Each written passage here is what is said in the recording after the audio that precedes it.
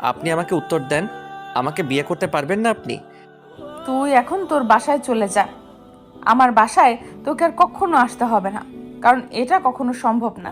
আর দেখ, তুই আমার থেকে 2 বছরের ছোট, এটা কোনোভাবেই সম্ভব না। তাহলে কি আপনি আমাকে একটু ভালোবাসেন না? আমাকে কি আপনার ভালো লাগে না? আমাকে কি ভালোবাসা যায় না? আমার কোনো সমস্যা আছে? এতক্ষণ তোর সাথে ভালোভাবে কথা বলতেছিলাম, তাই তুই এত কথা বলতে পারতেছিস। এখন যদি তুই আমার চোখের সামনে থেকে না চলে যাইস, তাহলে কিন্তু আমি তোর আব্বু আম্মুকে বিচার দেব এই বিষয় নিয়ে। নিলয় নাবিলার কোনো কথার জবাব না দিয়ে সেখানে দাঁড়িয়ে রইল আর নাবিলার দিকে তাকিয়ে রয়েছে এক দৃষ্টিতে। নাবিলা ভেবে পাচ্ছে না নিলয় এরকম কথা বলে কিসের জন্য। তাদের মাঝে যদিও কোনো রক্তের সম্পর্ক নেই, কিন্তু সামাজিক একটা তো সম্পর্ক আছে তাদের মধ্যে। তাদের সম্পর্কটা আর নিলয় তাকে যে কথাটা বলেছে এটা কখনোই সম্ভব না। নাবিলা কি করবে না করবে ভেবে পাচ্ছে না। নিলয়কে চলে যেতে বলতেছে, কিন্তু নিলয় চলে যাচ্ছে না। কি হলো? তুই এখানে দাঁড়িয়ে আছিস কিসের জন্য? এখান থেকে চলে যাচ্ছিস না কেন, বুঝতেছি না তো। আমি আপনাকে ভালোবাসি, আপনাকে বিয়ে করতে চাই। আপনি বোঝেন না কিসের জন্য? আমি সত্যি বলতেছি, আমার পক্ষে আপনাকে ছাড়া থাকা সম্ভব না। দেখ নিলয়, ভালোই ভালোই বলতেছি, এখন তো এখান থেকে চলে যা, না হলে কিন্তু ঝাড়ু পেটা করব। তুই প্লিজ এখান থেকে চলে যা, আমার রাগ ওঠার আগে। তার মানে কি আপনি আমাকে ভালোবাসেন না? আমি কিন্তু সত্যি আপনাকে ভালোবাসি। আমি কিন্তু আপনাকে ছাড়া থাকতে পারবো না। আমি দরকার হলে আব্বু আম্মুকে এই বিষয় জানাবো। আমি তোকে ভালোবাসি না, এখন তুই এখান থেকে চলে যা। আমার কোনো কিছু ভালো লাগতেছে না, এখন আমাকে আমার মতো থাকতে দে, একা থাকতে দে। আমাকে ভালোবাসলে সমস্যা কি? কেন আমাকে ভালোবাসা যায় না? তোকে ভালোবাসা যায় না কারণ আমাদের মধ্যে সম্পর্কটা ভিন্ন, আর আমি তোর সিনিয়র, এটা হলো সব থেকে বড় কথা।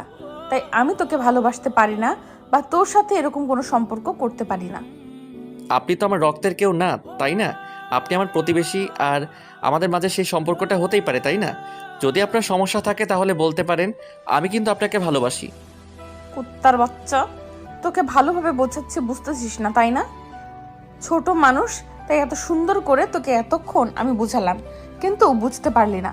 এখন কিন্তু তোকে আমার বাসা ছেড়ে চলে যেতে হবে, না হলে কিন্তু আমি তোর বাসায় ফোন করে সবকিছু বলে দিচ্ছি। তুই আমার সাথে পাগলামি করতেছিস, আমার সাথে খারাপ ব্যবহার করার চেষ্টা করতেছিস। আচ্ছা, এখন চলে যাচ্ছি, কিন্তু আমি আবার ফিরে আসব। আর আপনার সাথে যেখানে দেখা হবে সেখানে কিন্তু ডিস্টার্ব করব। মাথায় রাখবেন কথাটা। তারপর নিলয় সেখান থেকে বেরিয়ে আসলো আর নাবিলা কিছু বলতে পারলো না নিলয়কে। নিলয় নাবিলাকে কিছু বলতে না দিয়ে সেখান থেকে বেরিয়ে আসলো। নাবিলা এদিকে একটা কথাই ভাবতেছে, হঠাৎ করে নিলয়ের আজকে কি হয়ে গেল যে তাকে প্রপোজ করলো। আর তাদের মধ্যে তো কোনো গভীর সম্পর্কও ছিল না, এমনিতেই দুজনের দেখা হয়, কথা হয়, ঝামেলা শেষ। আর নিলয় অনেক ভদ্র ছিল, তাকে সব সময় সম্মান করে। আজ তার মাথায় কি হয়ে গেল এটাই ভেবে পাচ্ছে না নাবিলা। সব সময় নিলয় নাবিলাকে সালাম দেয়, সম্মান দেখায়, সব কিছু, কিন্তু আজকে বাসায় এসে এভাবে তাকে প্রপোজ করবে এটার জন্য মোটেও প্রস্তুত ছিল না নাবিলা। কিরে, কোথায় তুই? তাড়াতাড়ি আমাদের আড্ডাখানায় চলে আয়। আমি সেখানে যাচ্ছি। মন মেজাজ খারাপ আছে, বেশি কথা বলিস না। তাড়াতাড়ি চলে আসবি। কি বলতেছিস এসব কথা? তখন আমি গেলাম, তুই ফোন করলি, গিয়ে তোকে পেলাম না। আর এখন আবার বলতেছিস এখন যাব আড্ডাখানায়। শালা তুই আমাকে চুতিয়ে পেয়েছিস। একটা অঘটন ঘটিয়ে ফেলেছি। যদি আমার কাছে এখন তুই না আসিস, তাহলে তোর বাসায় গিয়ে তোকে উঠিয়ে এনে উদম পিটন পিটাবো। তাড়াতাড়ি চলে আয়। এখন আমি যেতে পারবো না, বুঝছিস? আর এখন আমি একটা মেয়ের সাথে টাঙ্কি মারতেছি, বুঝছিস? তাই যেতে পারতেছি না। আবার আমি সময় দিতে চেয়েছিলাম, তুই তো তখন আমাকে পাত্তা দিলি না। এখন আমি যেতে পারবো না, একটা মেয়ের সাথে কথা বলি আগে। দেখ, একদম ভালো হবে না বলে দিচ্ছি। তোকে এখন এখানে আসতে বলতেছি, আপনি সেখানে মেয়েদের সাথে টাঙ্কি মারবেন। তোর আব্বু আম্মুকে আমি এক্ষুনি ফোন করে বলতেছি, দাঁড়া। শালা চুতিয়া চুতি আমি না করে বল কোথায় আছিস এখন। আর আমি এখন আড্ডাখানায় যেতে পারবো না, অন্য জায়গায় দেখা কর। কেন? আড্ডাখানায় আবার কি ঘটিয়ে ফেলেছিস? এখন সেখানে যেতে পারবি না, নাকি সেখানে কোনো মেয়েকে আবার টিস করেছিস? এখন লজ্জায় সেখানে যেতে পারবি না? আর বলিস না দোস্ত, পাশের ফ্ল্যাটের একটা সুন্দরী মেয়ে এসেছে, আর না বুঝেই আমি তাকে আই লাভ ইউ বলে দিয়েছিলাম। আর সঙ্গে সঙ্গে সে তার আম্মুকে ডাক দেয়, আর তার আম্মু এসে আমাকে দৌড়ানি দেয়। তুই আর কত লুচ্চামি করবি বল? যখন কোনো নতুন মেয়েকে দেখিস এলাকায়, তখন তার পিছনে পড়ে যাস। আর সঙ্গে সঙ্গে কোনো কথা না বলে আই লাভ ইউ বলে দিস, আর তোকে কেউ জামাই আদর করবে? বাদ দে, এখন তুই কি সর্বনাশ করলি কার সাথে সেটা বল। আমি একটু ওইদিকে যাইতে পারবো না। আমি থাকতে কোন হালায় তোর সাথে খারাপ ব্যবহার করে আমি দেখে নিব। তুই আসিস না কিসের জন্য আড্ডাখানায়? মেয়েটা যদি তোর এতই পছন্দ হয়েছে, তার সাথে একটু টাঙ্কি মারাই যায়। যদি সেও তোকে একদিন হঠাৎ করে পছন্দ করে, তখন তো প্রেমটা করতে পারবি। আয়। কথাটা কিন্তু মন্দ বলিসনি। আচ্ছা তুই একটু ওয়েট কর, আমি যাচ্ছি সেখানে, কিছুক্ষণের মধ্যেই যাচ্ছি। যদি মেয়েটাকে একবার ভাবে নিতে পারি তাহলে তো মনে কর বিয়ে ডান। আগে আয়, আমি খুব টেনশনে আছি। একখান অঘটন ঘটিয়ে ফেলেছি। এখন এর কি করা যায়? দুজনে আগে পরামর্শ করে তারপর দেখা যাবে কি করি না করি। আয়াত ফোনটা রেখে দিল, দিয়ে মনে এক বালতি সাহস নিয়ে সেই আড্ডাখানার উদ্দেশ্যে রওনা দিল। আর এদিকে নিলয় আড্ডাখানায় এসে বসে পড়ল। আশেপাশে তাকিয়ে দেখে পরিবেশটা অনেক সুন্দর। অনেকে এখানে আড্ডা দিচ্ছে, সবাই সবার মতো মজা নিচ্ছে। পরিবেশটা দেখতে আসলেই অনেক সুন্দর লাগতেছে আজকে, কারণ এখানে সব সময় লোকজন কমই থাকে। অনেক সুন্দর একটা জায়গা, কিন্তু একটা বিষয় সে লক্ষ্য করলো, প্রতিদিন অনেক কোলাহল থাকে, কিন্তু আজ তো অনেক কোলাহল মুক্ত। সবাই নীরবে আড্ডা দিচ্ছে। পরিবেশটা মনে হচ্ছে যে একদম নীরব হয়ে আছে। নিলয় তাদের জায়গায় গিয়ে দেখলো দুইটা ছেলে বসে আছে। নিলয়কে দেখে ছেলে দুটো উঠে গেল। তারা নিলয়কে সবাই ভালো করেই চেনে। তারপর এদিকে নাবিলা তো মহা টেনশনে আছে। তার নতুন ফুফাতো বোন এসেছে বাসায়। মানে নতুন বলতেছি এই কারণে যে তারা এখানে গত 3 দিন হলো আসলো। তারা এখন থেকে এখানেই থাকবে। আগে ঢাকায় ছিল, এখন ধরা রংপুরে থাকবে, কারণ তার বাবার রংপুরে ট্রান্সফরমেশন হয়েছে। তার জন্য তারা এখন থেকে এখানেই থাকবে। নাবিলা তো মহা টেনশনে আছে। তার ফুফাতো বোন যখন আসলো তখন সে একটু শান্তি পেল। সে যাই হোক, তার সাথে কথাগুলো শেয়ার করা যেতেই পারে। এতক্ষণ তো তাকে একা একা লাগতেছিল। নাবিলার ফুফাতো বোন এসে দেখে নাবিলা মন খারাপ করে বসে আছে। কিরে আপু, তুই এইভাবে মন খারাপ করে এখানে বসে আছিস কেন? তোকে দেখে মনে হচ্ছে কোনো কিছু নিয়ে অনেক চিন্তিত। আর বলিস না, অনেক টেনশনে আছি। আজকে একটা ছেলে, অনেক ভদ্র ছেলে বুঝছিস, সম্পর্কে আমার ভাতিজা লাগে আর আমি আন্টি। প্রতিবেশী বলতেই পারিস, আশেপাশেই বাসা, দেখা হলে সালাম দেয়, কোনো কিছু সমস্যা হলে তাকে বললে সমাধান করে দেয়। কিন্তু আজকে সে আমার বাসায় এসেছে, বুঝেছিস? বাসায় এসেছে তো কি হয়েছে? তাকে অতিথিয়তা বাসায় এসেছে তো কি হয়েছে? তাকে অতিথিয়তা করলেই হয়, তার সাথে ভালো ব্যবহার করলেই হয়। সবসময় তোর সাথে ভালো ব্যবহার করে, তাকে একটু খাওয়া দাওয়া করাই, তারপর পাঠিয়ে দিলি, ঝামেলা শেষ। এরকম কিছু হলে তো ভালোই হতো, তাই না? সে এসে ডিরেক্ট আমাকে প্রপোজ করেছে, আমাকে বিয়ে করতে চায়, আমাকে ভালোবেসে ফেলেছে। এটা কিভাবে সম্ভব বল? আমি সম্পর্কে তার কি হই? আন্টি। আর সমাজের লোককে তো তুই ভালো করে জানিস। কি বলিস? এটা তো ভারী ইন্টারেস্টিং একটা কাহিনী। শোন আপু, আজকে আমার মন খারাপ ছিল, তোর এই কাহিনী শুনে আমার এখন অনেক হাসি পাচ্ছে। বিশ্বাস কর। তুই কি বলছিস এসব? এটা সত্যি নাকি? তুইও মেজাজ গরম করাবি না, বুঝছিস? মজা নিবি না। আমি আছি অনেক টেনশনে, কারণ ছেলেটা যেমন ভালো তেমন খারাপ, কারণ এলাকার সবাই তাকে ভয় পায়। আর আমি এটা নিয়ে অনেক টেনশনে আছি। আর সে যাওয়ার আগে আমাকে বলে দিয়েছে যে আমাকে যেখানে দেখে সেখানেই এসে এখান থেকে ডিস্টার্ব করবে। কেন এরকম করবে? কিসের জন্য? আর ছেলেটা দেখতে কেমন? তোর কি পছন্দ হয় নাই, নাকি অন্য কোনো সমস্যা আছে, নাকি তুমি অন্য কাউকে পছন্দ করো? এই ছেলেটা খারাপ বাজে, তার জন্য তাকে পছন্দ হয় না। সে তো তোর রক্তের কেউ না, তাই না? আসলে কথাটা হচ্ছে যে ছেলেটা আমার থেকে 2 বছরের জুনিয়র, আর আমি তার থেকে 1.5 বছরের সিনিয়র। আর আমাদের সম্পর্কটা, আর আমি তার আম্মুকে আপু বলে সম্বোধন করি, আর তার আব্বুকে দুলাভাই বলে সম্বোধন করি। এখন তাদেরকে কিভাবে আমি শ্বশুর শাশুড়ি বলে সম্বোধন করব? ভেবে দেখ ব্যাপারটা। ভারী ইন্টারেস্টিং কাহিনী তো। তোর জীবনে আপু দুলাভাই থেকে এখন শ্বশুর শাশুড়ি, আর ভাতিজা থেকে এখন স্বামী। বাহ, কি চমৎকার ঘটনা। এখান থেকে মজা নিতে বলতেছি না, এখানে বলতেছি সলিউশন দে আমাকে একটা। আমি কি করব? কি করলে আমি এর থেকে উদ্ধার হতে পারবো? ছেলেটাকে আমি অনেক বোঝালাম, কিন্তু সে বুঝেও না বোঝার ভান ধরে চলে গেল।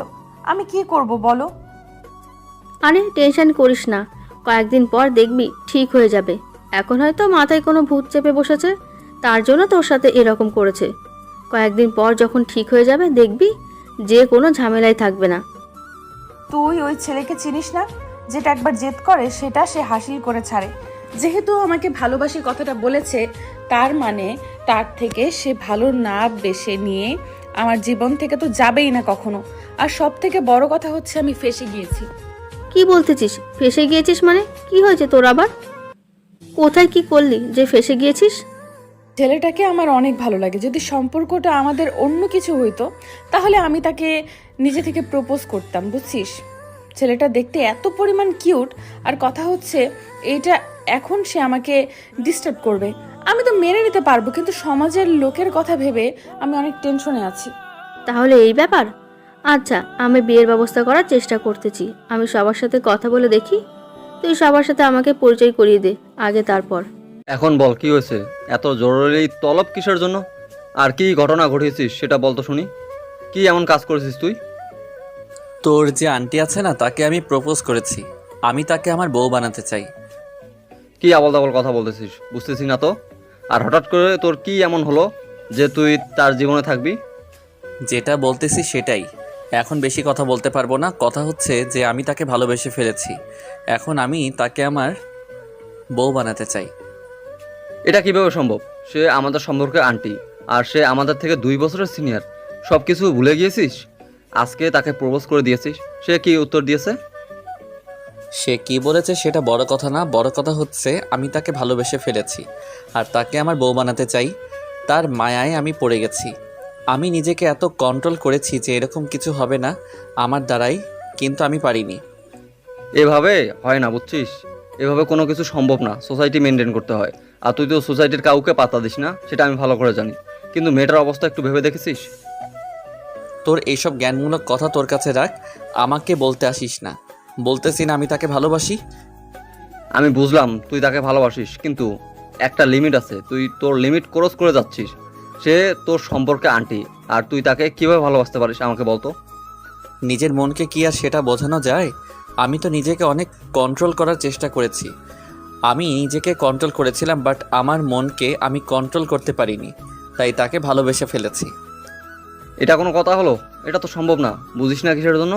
আর সোসাইটির কথা একটু ভেবে দেখ, মান ইজ্জত বলতে কিচ্ছু থাকবে না। কেউ কোনো কথা বলার সাহস পাবে না। তুই শুধু দেখতে থাক, আমি তাকে ভালোবাসি, তাকে ভালোবাসবো।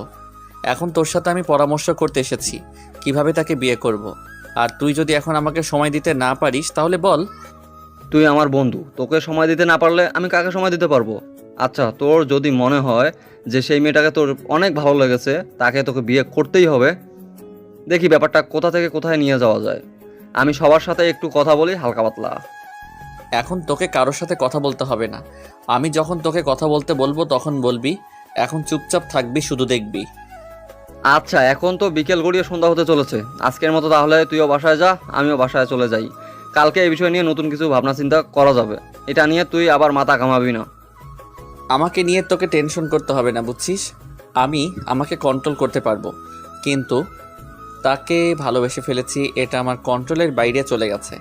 এখন তাকে আমার জীবনে লাগবে সারা জীবনের জন্য। তুই কি পাগল হয়ে গেছিস নাকি? এটা একটা সময় সাপেক্ষ ব্যাপার, বুঝতে পারিস না কিসের জন্য? এটার জন্য সময় লাগবে, আর তোকে তার জন্য সময় বের করতে হবে। আচ্ছা চল, এখন তাহলে হোটেলে গিয়ে কিছু নাস্তা করি, তারপর তুই তোর বাসায়, আমি আমার বাসায়। কালকে সকালে তাহলে দেখা হবে। আয়াত নিলয়ের সাথে আর কোনো কথা বলল না। চুপচাপ আয়াত উঠে সেখান থেকে চলে গেল। এখন তারা দুজনে একসাথে কিছুক্ষণ হোটেলে আড্ডা দিবে, তারপর সেখানে কিছু খাবে, তারপর দুজন দুজনের বাসায় চলে যাবে। কিন্তু এদিকে নাবিল আর নীলা দুজনের মুখ গোমড়া করে বসে আছে। দুজনের মন খারাপ, কেউ কোনো কথা বলতেছে না। নাবিলার কথা শুনে নীলা তো পুরাই হতাশ হয়ে গিয়েছে। নাবিলা যেহেতু নিলয় নামের সেই ছেলেটাকে পছন্দ করে, তাহলে সমস্যাটাও তেমন কিছু না। কিন্তু সমস্যাটা হচ্ছে তাদের সমাজ আর তাদের সম্পর্কটা। এখন তুই কি করবি? আমি তোকে কোনো বুদ্ধি দিতে পারতেছি না, কারণ তোদের যে সম্পর্ক আমার পুরো মাথা ঘেমে যাচ্ছে এটা নিয়ে ভাবতে গেলে। যা হয় দেখা যাবে। এখন সন্ধ্যা হয়ে আসলো, চল একসাথে খাবার খাবো। তারপর আজকে দুজনে একসাথে থাকবো। কালকে বাসায় যাবি, আমিও তোর সাথে তোর বাসায় যাব, সমস্যা নাই। আমি যদি এখানে থাকি আম্মু তো আমাকে হেব্বি বক কেলাবে বুঝলি না কেন? আর এখন তো আশেপাশেই থাকি, চাইলেই যখন মন চাই তখন চলে আসতে পারবো, সমস্যা নেই। আমি থাকতে তুই টেনশন করছিস কিসের জন্য বুঝতেছি না তো। আমি ফুফুকে ফোন করে বলে দিচ্ছি নীলা আজকে আমাদের এখানে থাকবে। ফুফু আর একটা কথা বলবে না, সেটা তো তুই ভালো করেই জানিস। আচ্ছা, তুই যদি কথা বলে ম্যানেজ করতে পারিস তাহলে আমার কোনো সমস্যা নেই। তাহলে তোর সাথে আরও ইন্টারেস্টিং কাহিনী শেয়ার করতে পারবো। তুই আমাকে তোর মনের কথাগুলো বলতে পারবি। তোর আবার কিসের ইন্টারেস্টিং কাহিনী বুঝলাম না তো। তুই আবার কোথায় কি করলি? আমি তো জানি তুই সাধু মেয়ে, তোর কোনো কাম নাই। আর বলিস না, আমরা তো পরশুদিন এখানে এসেছি, আজকে সকালে একটু বাইর হলাম।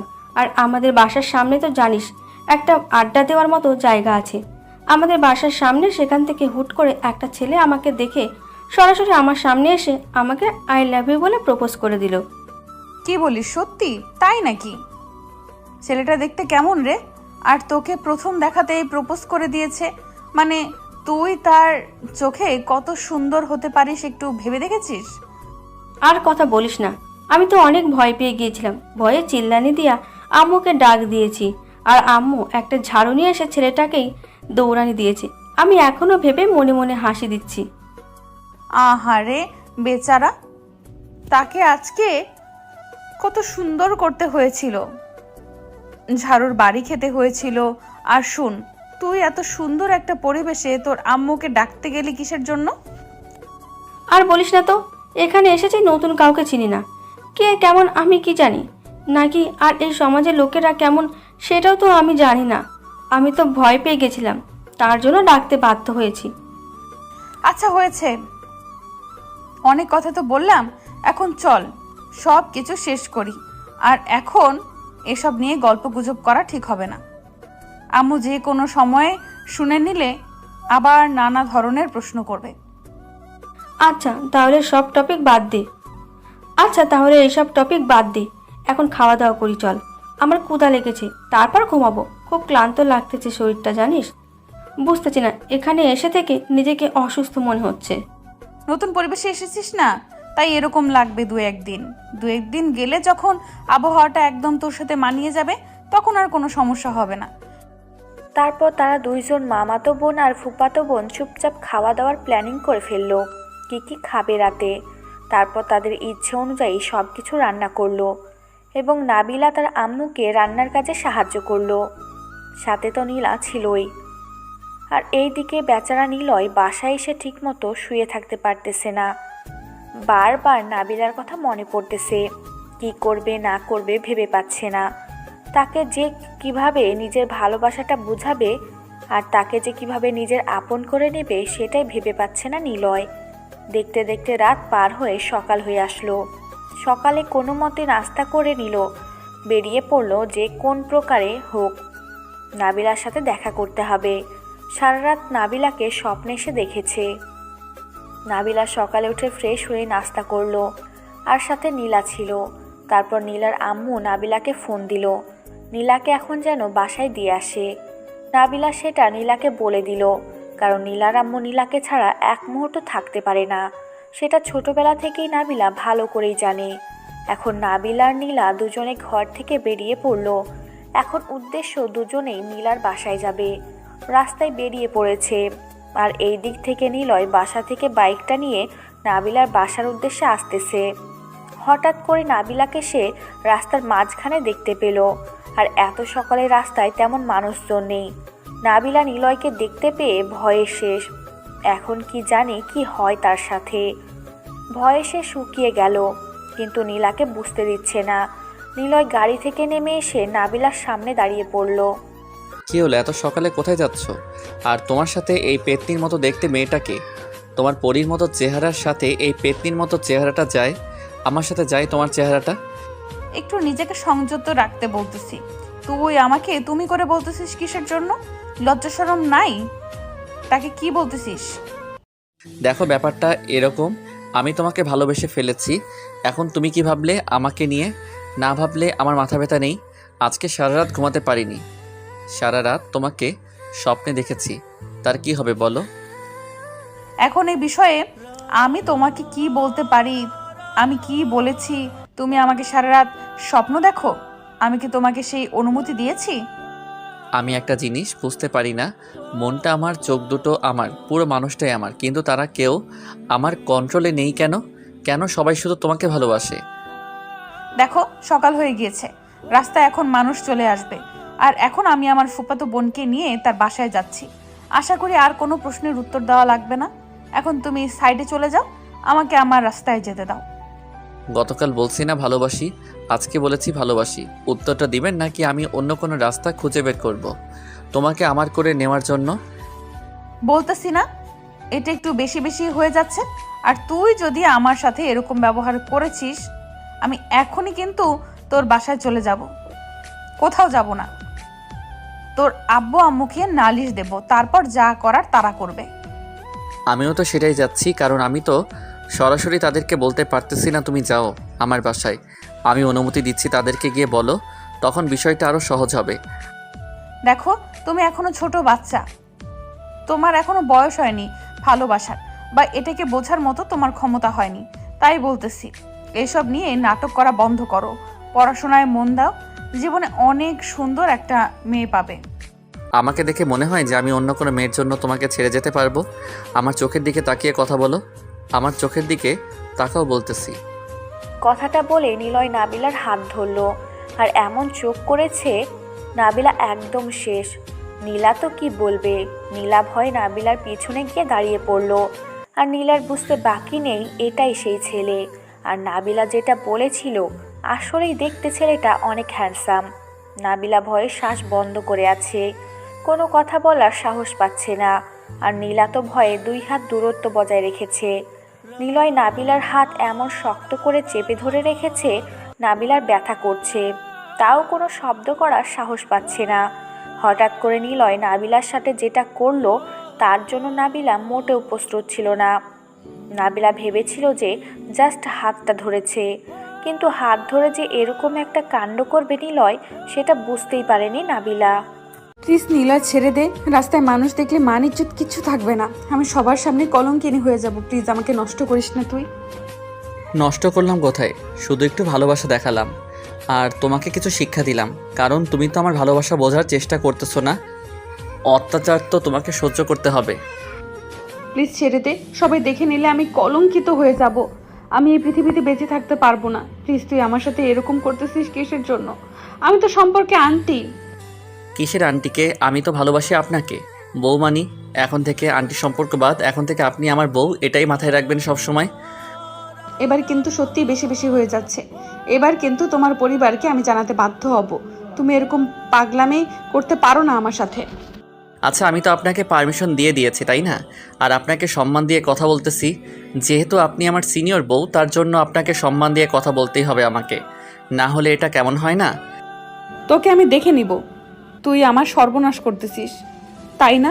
তুই আমার সাথে এরকম করতে পারিস না। আমি তোর নামে পুলিশের কাছে মামলা করব। আপনার যা খুশি করতে থাকেন, কিন্তু দিন শেষে আপনাকে আমার বউ হতে হবে। আন্টি যখন বউয়ার সম্পর্ক, যেহেতু আমাদের আন্টি এবং ভাতিজা, তাই ওইসব ভুলে যান। সেটাতে কোনো রক্তের সম্পর্ক ছিল না। প্লিজ নিলয়, আমাকে এখন ছেড়ে দে। আমার সাথে আমার বোন যদি বাসায় বলে দেয়, আমাকে বাসা থেকে বিয়ে দিয়ে দিবে। সেই কথা আগে বলবা না যে তোমার সাথে আমার হবু শালিকা আছে? তাহলে তার সাথে একটু খুনসুটি দুষ্টুমি করতাম। চল নীলা, আর এখানে এক মুহূর্তও না। আর যাওয়ার আগে তোকে একটা কথা বলে যাচ্ছি, তুই ভুল করেও আমার সামনে আর কখনো আসার চেষ্টা করবি না, তাহলে কিন্তু আমি তোকে খুন করে ফেলবো। সেটা দেখা যাবে কে কাকে খুন করে। নাকি আপনি আমাকে ভালোবেসে ফেলেন, সেটা তো আমি দেখিয়েই ছাড়বো। আর এই যে শালিকা, আপনাকে বলতেছি, বাসায় যদি একটু ম্যানেজ করতে পারেন, তাহলে একটা বিয়ে খেতে পারলেন। কথাটা কিন্তু মন্দ বলেননি, বাট আপনি যেটা করতেছেন রাস্তাঘাটে, এটা মোটেও ঠিক না। আপনি একটু ভেবে দেখেন, আপনি কিন্তু উচ্ছৃঙ্খলতা একটু বেশি দেখাচ্ছেন। তাহলে তুমি তোমার বোনকে বুঝিয়ে বলো যে আমার সাথে প্রেম করতে বা আমাকে বিয়ে করতে, দুটোর একটা হলেই চলবে। সারা জীবন একসাথে থাকতে হবে, এটা হচ্ছে বড় কথা। কিন্তু আপনি যে পন্থা গ্রহণ করতে চাচ্ছেন, এটা মোটেও ঠিক না। আপনি একটা মেয়েকে এইভাবে সকালবেলা রাস্তায় একা পেয়ে তার সাথে খারাপ আচরণ করলেন, এটা কিন্তু মোটেও ঠিক হলো না। এটা ভালোবাসা বলে না, এটাকে বলে শরীরের চাহিদা। আচ্ছা, তাহলে এই ব্যাপার। আমার তাহলে ভুল হয়ে গেছে, আর আমি কন্ট্রোলে ছিলাম না, যার জন্য উল্টাপাল্টা হয়তো কিছু করলাম। তাকে ভালোবাসি, তাকে একটু চুম্মাচাটি দেওয়া যায়, সমস্যা কি? সেটা ঠিক আছে, বাট আপনি মোটেও কাজটা ঠিক করলেন না। এটার জন্য আপনাকে অনেক পস্তাতে হবে। আমার বোনকে যতটা সম্ভব আপনার থেকে আমি দূরে রাখবো। আচ্ছা তাই নাকি? কই ভাবলাম যে তুমি আমাকে সাহায্য করবে, সেটা না করে তুমি তো দেখি এখন আমার শত্রুতা শুরু করতেছো। নাবিলা ভালোই তো, তোমার বোন ঠিক তোমার মতোই হয়েছে, মানতে হবে। আর এখানে 1 মিনিট আমি থাকতেছি না, চল আমি তোকে তোর বাসায় দিয়ে তারপর বাসায় চলে যাব। আমার কোনো কিছু ভালো লাগতেছে না, আর এখানে কারোর সাথে বকবক করার সময় আমার হাতে নেই। আপনাকে একটা কথা বলি আন্টি, আপনি যতই আমার উপর রাগ করেন, অভিমান করেন, কিন্তু দিন শেষে আপনাকে আমার বউ হতে হবে, এটা সব থেকে বড় সত্যি। তুই যদি আমাকে নষ্ট করিস, যদি আমাকে খুন করে ফেলিস, তাও আমি তোকে আমার মন থেকে ভালোবাসবো না। আর সব থেকে বড় কথা হচ্ছে যে এটাই, আমি তোকে মরে গেলেও বিয়ে করব না। তুই যা করার ইচ্ছা করতে পারিস। কথাটা বলে নাবিলা সেখানে এক মুহূর্ত দাঁড়িয়ে থাকলো না। নীলার হাত ধরে টানতে টানতে সামনের দিকে চলে যেতে লাগলো। নাবিলা নিলয়কে অনেক ভালো ছেলে মনে করত, কিন্তু তার মনের ভিতর এত নোংরামি সে আগে বুঝতে পারেনি। তার এই নোংরামি রূপটা আজকে দেখতে পেল। নাবিলা নিজেকে শান্ত করার চেষ্টা করতেছে মনে মনে, কারণ তার সাথে আজকে যেটা হয়ে গেল সেটাকে ভুলে থাকতে যাচ্ছে। সেটা যদি মনে রাখে তাহলে সেটা তাকে আরও বেশি কষ্ট দিবে। তার জন্য সে ভুলে যেতে চাচ্ছে সকালটা, কিন্তু চাইলেই তো আর সব কিছু ভুলে যাওয়া যায় না। যে জিনিসটা ভুলে যেতে চাইবে সেই জিনিসটা আরও বেশি করে মাথায় ঘুরপাক খাবে, এটাই স্বাভাবিক। নিলয় তো মনে মনে অনেক খুশি যে যাই হোক তাকে ডিস্টার্ব করতে পেরেছে, কিন্তু তার ভালোবাসার ফিলিংসটা কেন জানি উপলব্ধি করতে পারতেছে না। তার মনে হচ্ছে যে ভালোবাসাটা হয়তো অন্যরকম। নিলয় সেখানে দাঁড়িয়ে না থেকে বাইকটা নিয়ে সামনের দিকে এগিয়ে গেল। আর হঠাৎ করে তার মনে হলো যে আয়াতের খবর কি। সকাল থেকে কোনো খোঁজ খবর পাওয়া যাচ্ছে না, তাই সে রাস্তার এক সাইডে বাইক দাঁড় করিয়ে আয়াতকে ফোন করলো। কিন্তু আয়াত ফোন রিসিভ করতেছে না, রিং হচ্ছে, বাট ফোন তোলার নাম গন্ধ নিচ্ছে না আয়াত। নিলয়ের প্রচুর রাগ হচ্ছে যে ফোন তুলতেছে না কিসের জন্য, নাকি সে এখনও ঘুমিয়ে আছে, বুঝলো না ব্যাপারটা। কথাগুলো ভাবতেছিল মনে মনে। তখন আয়াত নিলয়কে ফোন করলো। কিরে, ফোন দিয়েছিলি? আমি ঘুমিয়েছিলাম, আর তোর ফোনের শব্দ শুনে আমি ঘুম থেকে উঠে বললাম। বল, কি হয়েছে এত সকালে? তুই তো সকালে ঘুম থেকে উঠিস না, আজকে কি মনে করে? ভালোবাসার জন্য অনেক কিছু করতে হয়, বুঝছিস? আয়, বেরিয়ে আয় বাসা থেকে, আমি রাস্তায় আছি, তুই বাইক নিয়ে চলে আয়, আমি এখানে অপেক্ষা করতেছি তোর জন্য। মাত্র ঘুম থেকে উঠলাম, ফ্রেশ হয়ে তারপর বেরিয়ে পড়ি, আর তুই এত সকালে বেরিয়ে পড়েছিস কিসের জন্য? হঠাৎ করে কোথায় যাবি বুঝলাম না। তোকে কোনো কিছু বুঝতে হবে না, এখন তোকে যেটা বলছি তুই সেটা শোন। তাড়াতাড়ি চলে আয়, আমি তোর জন্য অপেক্ষা করতেছি এখানে। কথা হচ্ছে সব কিছু ম্যানেজ করতে হবে। কি সব কিছু ম্যানেজ করতে হবে? আমি তো কিছুই বুঝলাম না। কি বললি আবল তাবল কথা? কি ম্যানেজ করবে? কোনো টপিক নাই, কিচ্ছু নাই, হঠাৎ বললি যে সব কিছু ম্যানেজ করতে হবে। কি করতে চাচ্ছিস তুই? আমাকে তো একটু খুলে বলবি, তাই না? তার জন্য তো তোকে আমি এখানে আসতে বললাম। তুই এখানে আয়, তারপর না হয় সব কিছু বুঝতে পারবি। ফোনে কি সব কিছু বলা যায়? তুই আয়, তারপর তোকে সব কিছু বলতেছি। আচ্ছা তাহলে তুই অপেক্ষা কর, আমি যাচ্ছি, বেশিক্ষণ সময় নিচ্ছি না, জাস্ট ফ্রেশ হবো, তারপর তোর ওইখানে চলে যাব, তারপর শুনি তোর কি হয়েছে সেটা আমি শুনবো। কথাটা বলে আয়াত ফোন রেখে দিল। দিয়া ঝটপট বিছানা ছেড়ে উঠে ফ্রেশ হয়ে নিল, কারণ তার কলিজার বন্ধু তাকে ডাক দিয়েছে। সে এখানে শুয়ে থাকবে এটা তো হয় না, তার জন্য সে খুব তাড়াতাড়ি করতে লাগলো। আর এদিকে নিলয় অপেক্ষা করতেছে। নাবিলা নীলাদের বাসায় পৌঁছে গিয়েছে। নাবিলার মন প্রচুর খারাপ। তাকে দেখে তার ফুপু গলায় গলা মিলিয়ে নিল, কথায় কথায় ভাসিয়ে দিল সব কিছু। তারপর নাবিলা আর নীলা দুজনে মিলে নীলার রুমে চলে আসলো। ছেলেটা কি সেটা তো নীলা নিজেই দেখলো। তার তো এখন একটু ভয় হচ্ছে তার বোনকে নিয়ে, না জানি কখন কোথায় তার কোনো ক্ষতি হয়ে যায়, কোনো কিছু করার থাকবে না। এটা ভেবে নীলা প্রচুর ভয় পাচ্ছে যে কি হবে তার বোনের জীবনে। নাবিলা গিয়ে নীলার রুমে শুয়ে পড়ব। নীলা নাবিলাকে কোনো কিছু বলল না। নাবিলার জন্য 1 কাপ কফি বানিয়ে আনার জন্য নীলা রান্নাঘরে চলে আসলো। আর এদিকে নাবিলা শুয়ে কান্না করতেছে। আজকে পর্যন্ত কোনো ছেলে তাকে জড়িয়ে ধরতে পারেনি, আর আজকে সেখানে একটা ছেলে, তাও আবার বয়সে ছোট, সে তাকে কিস করলো কেমন করে। বারবার কথাগুলো মনে পড়তেছে। আর তার মনে হচ্ছে এটা যদি তার জীবনে না হতো তাহলে সে অনেক সুখে থাকতে পারত। এখন সে কাউকে জোর গলায় বলতে পারবে না কোনো ছেলে তাকে স্পর্শ করেনি। নীলা নাবিলার জন্য কফি বানিয়ে নিয়ে আসলো। এসে দেখে নাবিলা কান্না করতেছে। কি হলো আপু, কান্না করতেছিস কিসের জন্য বুঝতেছি না তো।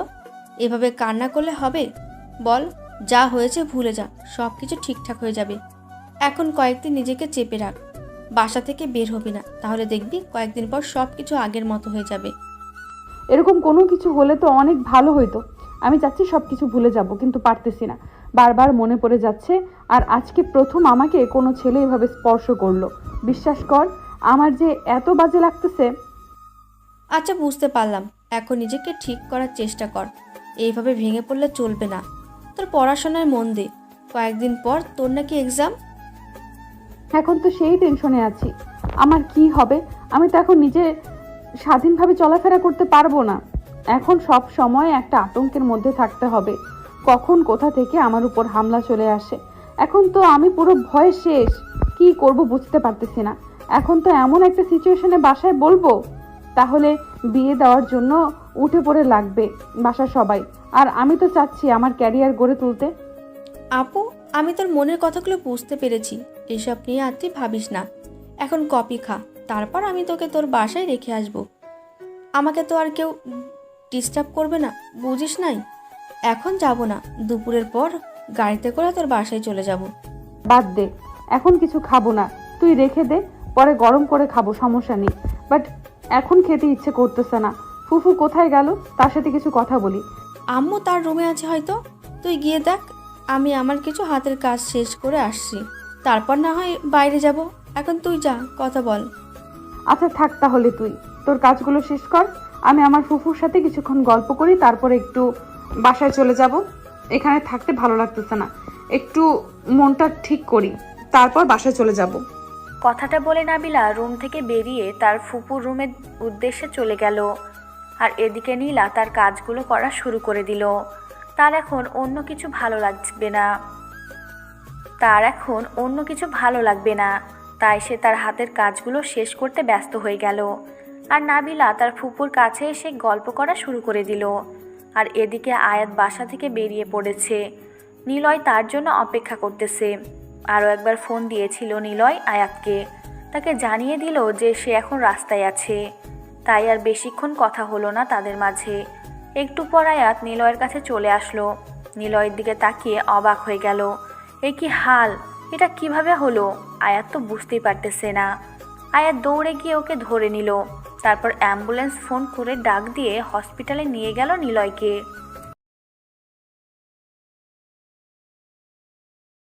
ডক্টর, ডক্টর কোথায় আপনি? আমার বন্ধু যে কোনো প্রকারে হোক আপনাকে বাঁচাতে হবে। আয়াত চিল্লাইয়া চিল্লাইয়া পুরো হসপিটাল মাথায় তুলে রেখেছে। ডক্টর এদিক থেকে ওদিক থেকে ছোটাছুটি করে আয়াতের কাছে চলে আসলো। আর এসে নিলয়ের অবস্থা দেখে সব ডক্টরসরা চমকে উঠল। তারপর ডক্টর নিলয়কে তাড়াতাড়ি অপারেশন থিয়েটারে নিতে বলল। আর ডক্টরের কথা অনুযায়ী নার্স সেই হিসেবে কাজ করা শুরু করলো। নিলয়ের অপারেশন শুরু হয়ে গেল। আর আয়াত বাসার সবাইকে খবর দিয়েছে যে নিলয়ের অ্যাক্সিডেন্ট হয়েছে। বাসার সবাই ছোটাছুটি করে হসপিটালের উদ্দেশ্যে চলে আসলো। আমার ছেলের কি হয়ে গেল? আমার ছেলের কি হয়েছে আয়াত? আমার ছেলের এটা কি হয়ে গেল?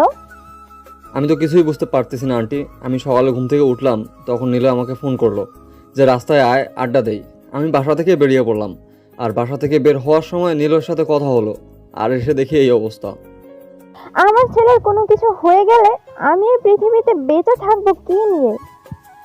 আমি যে কোনো মূল্যে আমার ছেলেকে আমার কাছে ফেরত চাই। ডক্টর কই? ডক্টররা কি বলেছে আমার ছেলের ব্যাপারে? এত উত্তেজিত হবেন না আন্টি, আপনি একটু নিজেকে কন্ট্রোল করুন, শান্তভাবে বসে থাকেন। ডক্টর অপারেশন থিয়েটারে গিয়েছে। নিলয়কে তারা বের হলে আমাদের খবরটা জানতে পারবো। এটা আমার ছেলের সাথে কি হয়ে গেল? আমি কি নিয়ে বেঁচে থাকবো? আমি থাকতে পারবো না। আমাকে আমার ছেলের কাছে নিয়ে যাও। আমাকে আমার ছেলের কাছে নিয়ে যাও। আমার ছেলেকে আমার কাছে এনে দাও। নীলিমা বেগম মনে হচ্ছে যে একদম পাগল হয়ে গেছে তার ছেলের জন্য। তাকে কেউ শান্ত করতে পারতেছে না। কান্না করতেছে অনেক জোরে জোরে। অনেক মানুষ ভিড় জমাইছে সেখানে, দাঁড়িয়ে দেখতেছে নীলিমা বেগম এর কর্মকাণ্ড। কিন্তু এদিকে মায়ের মন কি মানে? তার ছেলে অসুস্থ, তার একমাত্র ছেলে, তার যদি কোনো কিছু হয়ে যায় তাহলে তারা কি নিয়ে বেঁচে থাকবে? নীলিমা বেগম মনে হচ্ছে যে পাগলি হয়ে গিয়েছে। তার ছেলের জন্য কান্না করতে করতে হঠাৎ করে তিনি জ্ঞান হারিয়ে ফেললেন। আয়াত, এটা কিভাবে হলো? তুমি গিয়ে সেখানে কি দেখতে পেয়েছো? আর তার সাথে কেমনে অ্যাক্সিডেন্ট হয়েছে? কেউ কিছু করেছে ইচ্ছাকৃতভাবে তার উপর আক্রমণ করেছে, নাকি তার ভুলবশত অ্যাক্সিডেন্ট হয়েছে? আঙ্কেল, আমি সঠিক বলতে পারতেছি না, কারণ হচ্ছে আমি সেখানে গিয়ে দেখি নিলয় রাস্তায় পড়ে আছে আর আশেপাশে কোনো মানুষ নেই, শুধু তার বাইকটা এক সাইডে পড়ে আছে। আমি তো কল্পনা করতে পারিনি যে এরকম একটা অবস্থা আমি দেখব। আচ্ছা, এখন ডক্টর কি বলেছে? আমার ছেলে কি সুস্থ হবে নাকি কি হয়েছে? তোমাকে তো নিশ্চয়ই কিছু বলেছে, তাই না? তুমি আমাকে বলো, আমার ছেলের কি কোনো ক্ষতি হবে? আঙ্কেল, আপনি নিজেকে কন্ট্রোল করুন, শান্ত হয়ে বসে থাকেন। ডক্টর বেরিয়ে না আসা পর্যন্ত আমি কিছু বলতে পারতেছি না, কারণ নিলয়ের অবস্থা অনেক খারাপ ছিল। আমি শুধু এটাই বলতে পারি যে আমার বন্ধুর কিচ্ছু হবে না, সে আবার আমাদের মাঝে ফিরে আসবে। তুমি এখন একটু খোঁজ নেওয়ার চেষ্টা করো, কে এরকম করেছে, তার ভুলবশত কিনা আশেপাশে কেউ না তো কেউ ছিল, কেউ তো দেখেছে আমার ছেলেকে, তাই না? তুমি একটু খোঁজখবর নেওয়ার চেষ্টা করো, আমি বাকিটা দেখে নেব। আঙ্কেল, এসব নিয়ে একদম টেনশন করবেন না। আগে আমার বন্ধু ঠিক হোক, মানে আপনার ছেলে সুস্থ হোক, তারপর তার মুখ থেকে আমরা সব কিছু শুনতে পারবো।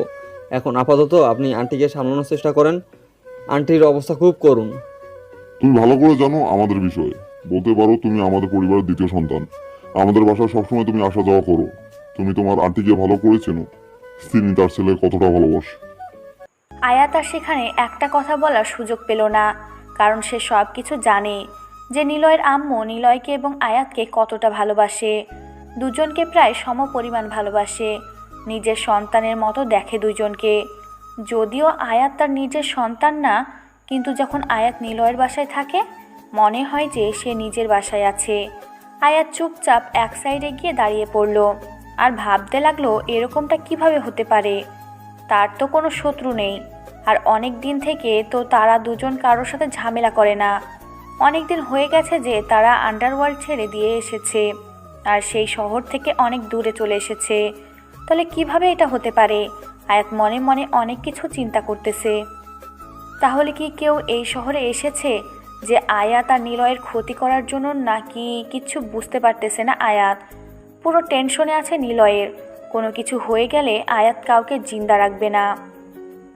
আগে নিলয় সুস্থ হোক, তারপর দেখা যাবে কার কত বড় কলিজা হয়েছে। সব কলিজা বের করে যদি কুত্তাকে খাওয়াতে না পারে তাহলে আয়াত আর নিলয় মানুষ না। আয়াত তার চোখের কোণা থেকে পানির ফোঁটা মুছে ডক্টর বেরিয়ে আসার জন্য অপেক্ষা করতেছে। বাইরে সবাই শুধু ডক্টরের জন্য অপেক্ষা করতেছে কখন ডক্টর বেরিয়ে আসবে, কিন্তু ডক্টর বেরিয়ে আসার কোনো নামগন্ধ নিচ্ছে না। ডক্টর অনেকক্ষণ হলো অপারেশন থিয়েটারে চলে গিয়েছে, কিন্তু কোনো খোঁজ খবর দিচ্ছে না এখনো। আর থাকবো না, অনেকক্ষণ তো হলো এখানে এসেছি, আর কতক্ষণ থাকবো? এখন তো দুপুর পেরিয়ে বিকেল হতে চলেছে। তাহলে আমি আমার বাসায় যাচ্ছি, পড়াশোনা করতে হবে তো। আচ্ছা, আমি তোর সাথে যাচ্ছি। আমি আম্মুকে ম্যানেজ করে নিতে পারবো যে আজকে তোর সাথে একটু থাকতে হবে, তার জন্য আমি তোর বাসায় থাকবো। আর আমি এখানে নতুন এসেছি, তাই কারোর সাথে তেমনভাবে পরিচিত হতে পারিনি, তাই আজকে তোর বাসায় থাকবো। তাহলে তো আরো অনেক ভালো হয়। আচ্ছা, তাহলে তুইও রেডি হয়ে নে, আমি ফুফিকে বলে দিচ্ছি। তাহলে আর তোকে কিছু বলতে পারবে না। বলবো যে তুই এখানে নতুন এসেছিস, আমার সাথে 2-1 দিন থাকলে তুই পরিবেশের সাথে মানায় নিতে পারবি। তোকে তো আর এখন একা কোথাও যেতে দেওয়া ঠিক হবে না, কারণ তোর বর্তমান দিনকাল যে অবস্থা, এই অবস্থায় তোকে একা ছেড়ে দেওয়া আমার মনে হয় না ঠিক হবে। কয়েকদিন তোর সাথে থাকি, তারপর এসব ঝামেলা শেষ হলে তখন পরেরটা পরে দেখা যাবে। তোর মতো বোন যেন সবার ঘরে ঘরে যেন একটা করে হয়, বুঝছিস? তোর মতো বোন থাকলে আর কিচ্ছু লাগে না। এভাবে যদি কোনো বোন তার বোনকে সাপোর্ট দেয় তাহলে তার জীবনে আর কি লাগে?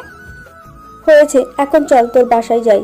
সব কিছুই ঠিক করে রেখেছি, আর আমাকে বেশি রকম করতে হবে না। মানে বোঝাতে চাচ্ছি যে পা মারতে হবে না আমাকে। বুঝতে পেরেছি, সত্যি কথা বললে সমস্যা আছে। চল তাহলে, রাস্তায় গিয়ে গল্প করতে করতে যাব। এখন সমস্যা নেই, এখান থেকে 5 মিনিট থেকে 7 মিনিটের রাস্তা হেঁটে যাব, সমস্যা নেই। আবার যদি সেই দুষ্টু ছেলেটা এসে কোনো রকমের অশুভতামি করে তাহলে কি হবে? তাই বলতেছি চল একটা রিক্সা নিয়ে চলে যাই, তাহলে সে আমাদের দেখতেও পেল না আর আমরা সুন্দরভাবে তোর বাসায় চলে যেতে পারলাম, তাই না? এই সময় সে আমাদের ত্রিসীমানার সামনে আসবে না, সেটা আমি ভালো করে জানি। আমি ওকে ভালো করে চিনি। এখন তার একটা বন্ধু আছে, তার সাথে আড্ডা দেবে, আর আমাকে যখন ডিস্টার্ব করার সময় হবে আমি সেটা খুব ভালো করেই বুঝতে পারবো যে কখনো আমার সাথে দেখা করবে। আচ্ছা চল তাহলে, তোর ইচ্ছা, তুই হেঁটে যেতে যাচ্ছিস তাহলে চল, আমার কোনো সমস্যা নেই, আমারও তো হাঁটাহাঁটি করতে অনেক ভালো লাগে। ভেবে দেখ, কিন্তু আমার সাথে মন মিলিয়ে কথা বলার কোনো দরকার নেই। তোর যদি হাঁটতে ইচ্ছে না করে তাহলে রিক্সা নিচ্ছি, সমস্যা হলে রিক্সা করে যাচ্ছি।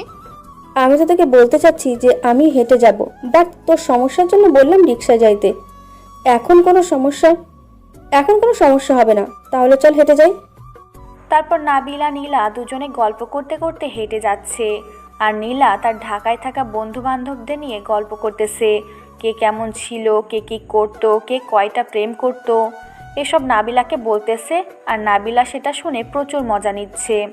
আর নাবিলা নীলাকে বলতেছে যে তুই কয়টা করেছিস, কিন্তু নীলা বলতেছে তার মা তাকে ঘর থেকে বের হতে দেয়নি, সন্ধ্যার পর সে প্রেম করবে কিভাবে। গল্প করতে করতে তারা নাবিলাদের বাসার সামনে চলে আসলো। এখন এখান থেকে নাবিলাদের বাসায় যেতে 2 মিনিট এরকম একটা অবস্থায় নাবিলার ফোন বেজে উঠল। নাবিলা ফোনটা হাতে নিয়ে দেখছে আয়াতের ফোন। আয়াতের ফোন দেখে নাবিলা একটু ভয় পেয়ে গেল। এখন আয়াতের ফোন দিয়ে যদি নিলয় ফোন করে তাহলে তো সমস্যা। আর এখন যদি ফোনটা ধরে তখন কি বলবে, কখন কি বলে বুঝতে পারতেছে না। নাবিলা ভয়ে আছে, ফোন রিসিভ করবে কি করবে না চিন্তা করতে করতে ফোনটা একবার রিং হয়ে চলে গেল। আবার ফোনটা বেজে উঠল। আবার তাকিয়ে দেখে আয়াতের নাম্বার। শেষ পর্যন্ত নিজের মনে একটু সাহস জুগিয়ে ফোনটা রিসিভ করলো। ফোনটা রিসিভ করে কানে দিতেই ওপাশ থেকে আয়াত যেটা বলল সেটা শোনার জন্য মোটেও প্রস্তুত ছিল না। নাবিলা শুনে অবাক হয়ে গেল। নাবিলা, এসব কি বলতেছিস তুই? নিলয়ের অ্যাক্সিডেন্ট? এটা কিভাবে আর কখন হয়েছে অ্যাক্সিডেন্টটা? আমি কিছু জানি না, সকালে ঘুমিয়েছিলাম, নিলয় আমাকে ফোন করলো আর বলল দেখা করতে, আড্ডা দেবে নাকি। আমিও ফ্রেশ হয়ে আসলাম, আর যখন বাসা থেকে বের হলাম তখন তাকে ফোন করলাম যে আমি বাসা থেকে বের হচ্ছি। তখন সব কিছু ঠিক ছিল, কিন্তু আমি সেই জায়গায় উপস্থিত হয়ে দেখি নিলয় পড়ে আছে রাস্তায়। কি বলছিস? তোর মাথা ঠিক আছে? আর সকালে সে আমার সাথে এই অঘটন ঘটিয়ে গেছে, এতক্ষণে হয়তো তোকে সব কিছু বলে দিয়েছে, আমাকে প্রপোজ করেছে ইত্যাদি ইত্যাদি। সকালে এসে আমাকে জোর করে চুম্মা চাট্টি দিয়ে চলে গেছে। আমি রাস্তায় ছিলাম আমার ফুপাতো বোনের সাথে, আমার ফুপাতো বোনের বাসায় যাচ্ছিলাম, তখন দেখা হঠাৎ করে, তখন সে এরকম করে, তারপর চলে গেল, বলল যে সে এসে ডিস্টার্ব করবে। তুই কি আশেপাশে কোনো ছেলেকে দেখেছিস বা এরকম কাউকে দেখেছিস যে তারা তোদেরকে ফলো করতেছে বা নিলয়ের দিকে তাকিয়ে আছে? এরকম কোনো কিছু দেখেছিস, চোখে পড়েছিল তোর? আমি তো চোখ বন্ধ করেছিলাম। আমি তো কি বলবো ভাই, প্রথম কোনো ছেলে আমাকে এভাবে জড়িয়ে ধরে কিস করেছে, আমি তো লজ্জায় শেষ। আর আমার এসব লক্ষ্য করার সময় আছে? আমি তো ভয়ে শেষ। তাছাড়া আমি তো সেই টেনশনে ছিলাম, আমি এদিক ওদিক তাকাইনি তো। এখন কি তুই নিলয়কে দেখতে আসবি নাকি তার উপর রাগ অভিমান করে থাকবি? তোর ব্যাপার, আমি জানিয়ে দিলাম। এখন যদি তার জন্য তোর মনে বিন্দুমাত্র ভালোবাসা থেকে থাকে তো এসে দেখতে পারিস। এখনও ডক্টর তার অপারেশন করতেছে। আমি এক্ষুনি যাচ্ছি, আর বাসায় গিয়ে শুধু কিছু টাকা নেব। আমার কাছে কোনো টাকা নেই। আমি আমার ফুফাতো বোন এখন রাস্তায়, আমার ফুফুর বাসা থেকে আসলাম, এখনো বাসায় পৌঁছায়নি। আমি শুধু বাসায় গিয়ে টাকা নিয়ে নিচ্ছি, তুই অপেক্ষা কর, আমি যাচ্ছি।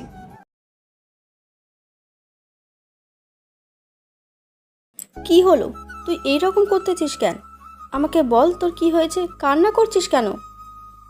নিলয় অ্যাক্সিডেন্ট করেছে, এখন হসপিটালে আছে, ডক্টর তার অপারেশন করতেছে। আমি কিছু বুঝতে পারতেছি না কেমনে কি হলো।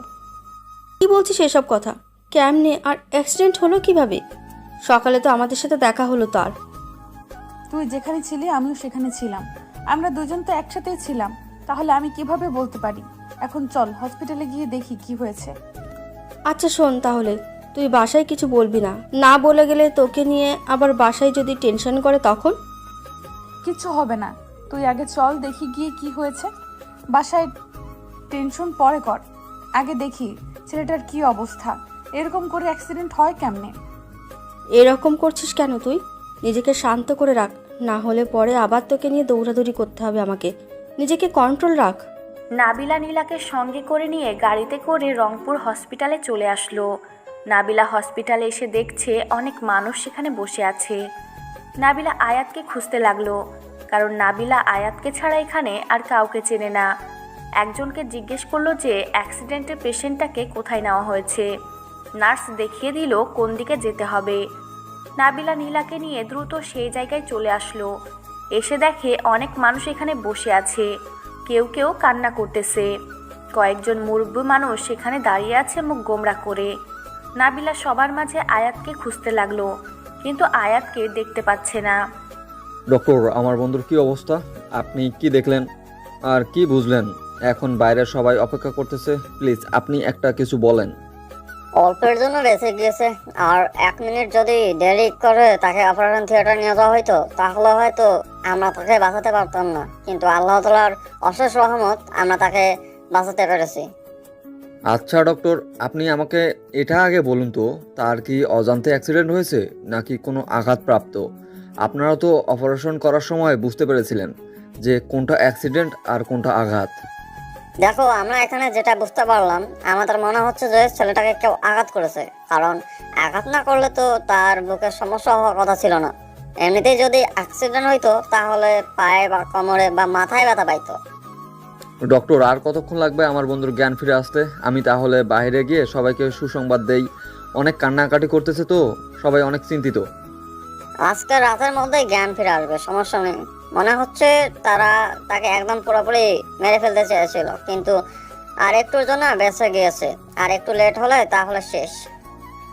ডক্টর, ধন্যবাদ আপনাকে আমার বন্ধুকে এই পৃথিবীতে বেঁচে থাকার জন্য সাহায্য করার জন্য, আর আল্লাহ তাআলার কাছে লক্ষ কোটি শুকরিয়া, আলহামদুলিল্লাহ। আচ্ছা, তাহলে আপনি এখন বাইরে গিয়ে সবাইকে জানিয়ে দেন যে রোগী এখন পুরোপুরি ঠিক আছে। আমরা কিছুক্ষণ পর পেশেন্টকে কেবিনে শিফট করব, তখন দেখতে পারবে। আয়াত ডক্টরের কথা মতো সেখান থেকে বেরিয়ে আসলো। আয়াত ভিতরে চলে গিয়েছিল। তার প্রচুর টেনশন হচ্ছিল এতক্ষণ ধরে। ভিতরে কি করতেছে ডাক্তারদেরকে গান দেখিয়ে ভয় দেখিয়ে ভিতরে গিয়েছিল। তারপর ভিতর থেকে খবরটা নিয়ে বাহিরে আসলো। শান্তশিষ্ট স্বভাবে আর আয়াত আর নিলয়ের যে অন্ধকারের একটা গ্রুপ আছে সেটা কেউ জানে না বাহিরের। তাদের পরিবার, তাদের বন্ধু বান্ধব কেউ জানে না। শুধু এটা আয়াত আর নিলয়ের মধ্যেই সীমাবদ্ধ। আয়াত অপারেশন থিয়েটার থেকে বের হয়ে এসে দেখে সবাই অনেক টেনশন করতেছে। নিলয়ের আম্মু বসে এখনো কান্না করতেছে। তাহার জ্ঞান ফিরে এসেছে আবারও। আয়াতকে দেখতে পেয়ে নিলয়ের আম্মু আয়াতকে সে আবার জড়িয়ে ধরে কান্না করতে লাগলো। তার ছেলের কি হয়েছে না হয়েছে সেটা জানতে চাচ্ছে। ডক্টর তাকে কি বলল না বলল, আর এখনো কেন অপারেশন থিয়েটার থেকে বের হচ্ছে না? তার ছেলের কি কোনো কিছু হয়ে গেল নাকি? এরকম করতেছে কেন তাকে এসব জিজ্ঞেস করতেছে। আয়াতকে পাগলের মতো নিলয়ের আম্মুকে জড়িয়ে ধরলো। তারপর তার কানে কানে বলল যে তার ছেলে একদম পুরোপুরি ঠিক আছে, তার কোনো সমস্যা হবে না। এই কথা শোনার পর নিলয়ের আম্মু আয়াতকে ছেড়ে দিয়ে আয়াতের হাত শক্ত করে মুষ্টিবদ্ধ করে ধরে একটু মুচকি হাসি দিল। সত্যি বলতেছো? আমার ছেলে ঠিক আছে? আর কি হয়েছে তার? ডক্টর তোমাকে কি বলল? আমি দেখেছি তুমি ডক্টরকে বলে ভিতরে প্রবেশ করেছিলে। আর আমার ছেলের কি অবস্থা এখন? আমার বন্ধুর অবস্থা এখন অনেক ভালো, সে খুব তাড়াতাড়ি ফিরে আসবে আমাদের মাঝে, আর রাতের মধ্যেই জ্ঞান ফিরে আসবে। তাই তাকে নিয়ে কোনো টেনশন করার কিচ্ছু নেই। আর সে অন্যমনস্ক হয়ে দাঁড়িয়েছিল তো, তাই হঠাৎ করে পিছন থেকে গাড়ি এসে লাগিয়ে দিয়েছে। দেখে শুনে পাগলটাকে রাস্তায় পার হতে বলেছি, তাও রাস্তার মাঝখানে গিয়ে দাঁড়িয়ে পড়েছিল, তাই না? সুস্থ হয়ে উঠুক, তারপরও কি বোঝাবো যে এভাবে অন্যমনস্ক হয়ে রাস্তার মাঝে দাঁড়িয়ে থাকার সাহস কি করে হয় তার? আচ্ছা আন্টি, তাহলে এখন আর টেনশন করিয়েন না, এখন গিয়ে বসে থাকেন। একটু পর জ্ঞান ফিরে আসলে তখন আমরা সবাই তার সাথে গিয়ে কথা বলতে পারবো। আর আপনি চাইলে এখন গোসল করে নিতে পারেন। আর আপনি যদি খুব অসুস্থ হন তাহলে গিয়ে একটু গোসল করে নামাজ পড়ে তারপর হসপিটালে আসেন। তুমি একদম ঠিক বলেছো। আচ্ছা, তাহলে তুমি এখানে অপেক্ষা করো, আমি গিয়ে গোসল করে নামাজটা পড়ে আমার ছেলের জন্য দোয়া করি, সাথে তোমার জন্য। কারণ তোমার মতো একটা বন্ধু আছে আমার ছেলের জীবনে। আচ্ছা তাহলে আপনি এখন যান, আমি এদিকটা সবাইকে বলে দিচ্ছি, না হলে সবাই তো অনেক টেনশনে করতেছে। সবাইকে বলে দেই, টেনশন মুক্ত করিয়ে দেই, তারপর আপনার সাথে গিয়ে বসে গল্প করব। আচ্ছা বাবা, তাহলে তুমি এখানে থাকো, আমি গেলাম এখন। আর একটু পর তোমার সাথে দেখা করতেছি। তুমি এখানেই থাকবে, কিন্তু কোথাও যাবে না আমি না আসা পর্যন্ত। আর কি খেয়েছো না খেয়েছো, তোমার তো চেহারা দেখেই বোঝা যাচ্ছে সকাল থেকে না খেয়ে আছো। একদম টেনশন করবেন না আমাকে নিয়ে, আমি খেয়েছি, সমস্যা নেই। আপনি যান, গোসল শেষ করেন, নামাজ পড়ে আসেন, আমি আপনার জন্য এখানে অপেক্ষা করতেছি। আমি এখান থেকে কোথাও যাচ্ছি না। কথাটা বলে নীলিমা বেগম সেখান থেকে চলে গেল। আর আয়াত সামনের দিকে এগিয়ে এসে সবাইকে সুখবরটা দিয়ে দিল যে নিলয়ের কোনো কিছু হয়নি, একদম ঠিকঠাক আছে, তার অপারেশন ঠিক মতোই হয়েছে। এখন একটু পর তাকে কেবিনে নিয়ে যাওয়া হবে, তখন গিয়ে সবাই দেখতে পারবে। সবাই আয়াতের কথা শুনে নিজের দেহে যেন প্রাণ ফিরে আসলো। বিশেষ করে আসাদ চৌধুরী তার ছেলের এই রকম খবর শুনে অনেক টেনশন মুক্ত হলো। আসাদ চৌধুরী হাসপাতাল থেকে বেরিয়ে গেল, কারোর সাথে কোনো কথা বলেনি। আয়াতকে শুধু বলে গেল যে একটু পরে ফিরে আসবে। কোথায় জানি গেল, আর আঘাত সেদিকে তোয়াক্কা করলো না, কারণ এখন একটু ব্যস্ত থাকতেই পারে। আয়াত সামনের দিকে তাকিয়ে দেখে নাবিলা সেখানে দাঁড়িয়ে আছে। নাবিলার সাথে একটা মেয়ে দাঁড়িয়ে আছে। একটু ভালোভাবে লক্ষ্য করে দেখলো যে গতকাল যে মেয়েটাকে আয়াত আই লাভ ইউ বলেছিল প্রথম দেখাতে, সেই মেয়েটা নাবিলার সাথে। আয়াতের এটা কোনোভাবেই মাথায় ঢুকতেছে নাবিলার সাথে ওই মেয়ের কি কানেকশন থাকতে পারে, কিভাবে তাদের পরিচয়, কিছুই বুঝতে পারতেছে না আয়াত। আয়াত এখন সামনে যাবে নাকি সেখান থেকে পালিয়ে যাবে বুঝতে পারতেছে না। এদিকে নাবিলা দেখে ফেলেছে। নাবিলা আয়াতকে দেখেই ডাক দিয়ে এগিয়ে আসতে লাগলো। আর নীলা সেখান থেকে আয়াতকে দেখে ভয় পেয়ে গেল। এটাই তো সেই ছেলে, এখন কি হবে? এটাই তাহলে নিলয়ের বন্ধু, মানে কি একটা অবস্থা। নিলয়ের বন্ধু নীলাকে ডিস্টার্ব করতেছে, আর নিলয় নাবিলাকে। আজও ব্যাপার ঘটে গেল নীলার সাথে। আমাকে দেখেও না দেখার ভান করে এদিক ওদিক চলে যাওয়ার বাহানা খুঁজতেছিস কিসের জন্য? ব্যাপারটা কি বুঝতে পারলাম না। আর কুত্তাটার খবর কি, মরেছে নাকি বেঁচে আছে?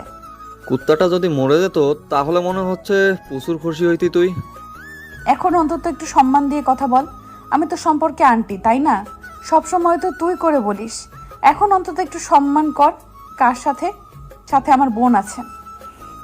সেই জন্য তো এত ভয় পাচ্ছিস, তোর এই বোনের জন্য তো যত কাহিনী করেছে আমার সাথে। এখন কথা হচ্ছে তোকে সম্মান দেওয়ার থেকে কুত্তাকে সম্মান দেওয়া বেশি বেটার মনে করতেছি আমি। এসব কথা বাদ দে, এখন আজাইরা কথা শুনতে যাচ্ছি না তোর মুখ থেকে। এখন নিলয়ের খবর কি? অপারেশন থিয়েটার থেকে ডক্টর বের হয়েছে? তার কোনো খোঁজ খবর দিয়েছে? খবর বলতে তাকে কে জানি আঘাত করেছিল, যার জন্য রক্তাক্ত হয়। হয়তো 1 থেকে 2 মিনিট দেরি করে নিয়ে আসলে তাকে আমরা আর ফিরে পেতাম না, চলে যেত না ফেরার দেশে। এখন মোটামুটি সুস্থ আছে, একটু পর তাকে কেবিনে নিয়ে যাওয়া হবে, তখন দেখতে পারবো। মরে গেলেই বেঁচে যেতাম, তাহলে কেউ আমাকে ডিস্টার্ব করতে পারতো না। এখন বেঁচে গিয়েছে, এখন তো আবার আমাকে অত্যাচার সহ্য করতে হবে। আর সব থেকে বড় কথা হলো, তাকে কে মেরে ফেলতে চাইবে? কে? এই এলাকায় এরকম বুকের পাটা কার আছে? আমি তো সেটাই বুঝতে পারতেছি না, কে এত বড় সাহস করলো। আগে আমার বন্ধুর জ্ঞান ফিরে আসুক, তারপর ব্যাপারটা দেখা যাবে। তোকে একটা কথা বলি, তুই কি সত্যি নিলয়কে ভালোবাসিস না, বা তোর ভালো লাগে না? দেখ, এসব নিয়ে এখন আমি কোনো কথা বলতে চাই না। এখন এখানে এসেছি তাকে দেখতে। অ্যাক্সিডেন্ট করেছে সে, যতই আমার শত্রু হোক না কেন, আমার তো একদিন না একদিন উপকার করেছে। আমাদের দায়িত্ব আছে তাকে দেখার, তাই না? তোকে একটা কথা বলি, নিলয় কিন্তু তোকে সত্যি সত্যি অনেক ভালোবাসে। তুই তো ভালো করে জানিস নিলয় আমাকে কতটা আপন ভাবে, আর সব সময় সব কথা আমার সাথে শেয়ার করে। অনেক দিন ট্রাই করছে তোকে এই কথা বলবে না, তোর থেকে দূরে থাকবে, তোকে ভুলে যাবে। তার জন্য কত কি করেছে। তোর সামনে গত 15 দিন যাবৎ সে যায় না ঠিক মতো, কিন্তু হঠাৎ করে তার কি যে হয়ে গেল, নিজেকে আর কন্ট্রোল করতে পারেনি, তাই তোকে বলে দিয়েছে। আমাদের সম্পর্কটা দিকটা দেখতে হবে না? আমাদের সম্পর্ককে আমরা কিভাবে এরকম একটা সম্পর্ক করতে পারি বল? আর বিয়ে করা মানে কি বুঝতে পারতেছিস? আর তোকে আমি কি বলবো, তোর জীবন, তুই যদি এখন বলিস যে আমার বন্ধুকে তোর ভালো লাগে না, তোর সম্পর্ক এসব কোনো কিছু ম্যাটার করে না। তোরা তোদের মতো লাইফ এনজয় করবি, বাকিরা বাকিদের মতো কথা বলে যাবে, এটাই স্বাভাবিক, এটাতে কোনো ম্যাটার করে না। এখন এসব নিয়ে বকবক করতে পারবো না তোর সাথে, চুপ করে থাক। তুই যদি আর একটা বিষয় নিয়ে কথা বলেছিস তাহলে কিন্তু তোকে থাপ্পড় দিয়ে এখান থেকে পাঠিয়ে দেবো বাসায়। চুপচাপ থাকবি, আমাকে আমার মতো এখানে থাকতে দে, টেনশনে আছি এমনিতেই। তোর আবার কি নিয়ে টেনশন হচ্ছে? তুই তো এক্ষুনি বললি যে আমার বন্ধু মরে গেলে তোর ভালো হইতো। এই কথাটা বলতে তোর একটু বুক কেঁপে উঠলো না? কিভাবে কথাটা বলতে পারলি তুই? আর কি বলবো তোকে? আচ্ছা, তোর যা মন চায় তুই তাই কর, আমি যাচ্ছি। কোথায় যাচ্ছিস? আমাকে সঙ্গে করে নিয়ে যা, আমি দেখি তোর বন্ধুর কি অবস্থা। এখন তো মনে হয় কেবিনে শিফট করে দিয়েছে। তোকে দেখতে হবে না, তুই চলে যেতে পারিস। আমার বন্ধুর প্রতি যেহেতু তোর কোনো মায়া নেই, আমার মতে তার থেকে দূরে থাকাই উচিত তোর। বেশি বকবক করবি না, মাথা গরম আছে। এখন ন্যাকামি একদম করবি না। আচ্ছা চল, আমি তোকে নিয়ে যাচ্ছি, কিন্তু বেশি বকবক করবি না। তোর কোনো কথার উত্তর দিতে আমি পারবো না। আর একটা কথা কি শোন, আমাদের ফ্যামিলি নিলয়ের ফ্যামিলির তুলনায় কিচ্ছু না। তাই আমি চাই না গরিব বড়লোকের মাঝে একটা সম্পর্ক তৈরি করতে। সারা জীবন এরকম সম্পর্ক দেখেছি, বাট একটা সম্পর্ক টিকে থাকেনি। এত বাহানা কথা আমি শুনতে পারবো না। তুই যদি নিলয়কে পছন্দ করে থাকিস তাহলে আমি সব কিছু ব্যবস্থা করব। আর তুই যেটা ভাবতেছিস সবাই কিন্তু এক হয় না, কথাটা মাথায় রাখিস। আসলে আমি কনফিউশনের মধ্যে আছি, কি করব না করব বুঝতে পারতেছি না।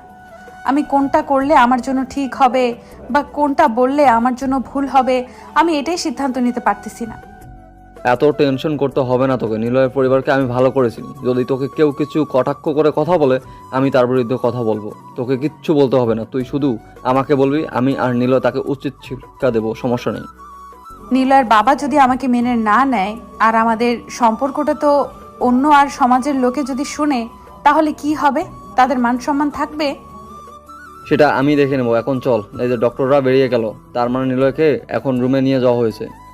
নাবিলা আর আয়াত সাথে নীলা তিনজনে একসাথে চলে আসলো। এসে দেখে রুমের ভেতর অনেক মানুষ জমা হয়েছে। তাই আয়াত ভেতরে চলে গেল না এখন, কারণ সবাই একটু আধটু কথা বলতেছে। ডক্টর এসে সবাইকে বের করে দিল। তারপর সবাই এক এক করে চলে গেল। একদম ফাঁকা হয়ে গেল। আয়াত রুমের ভেতর প্রবেশ করে দেখে নিল নিলয় আয়াতের দিকে তাকিয়ে আছে অন্যরকম চাহনি দিয়ে। আয়াত কিছু বলতে পারতেছে না নিলয়ের অবস্থা দেখে। আয়াতের যে কতটা মনের ভিতর কষ্ট লাগতেছে সে প্রকাশ করছে না, কিন্তু মনের ভিতর যেটা শুরু হয়ে গিয়েছে সেটা আয়াত বুঝতেছে। তারপর নিলয়ের সাথে আয়াত কোনো কথা না বলে নাবিলাকে ডাক দিল। নাবিলাকে সেখানে দেখে নিলয় অবাক হয়ে গেল। আমার সাথে কোনো কথা বলতে হবে না, আমি এখন বাইরে যাচ্ছি।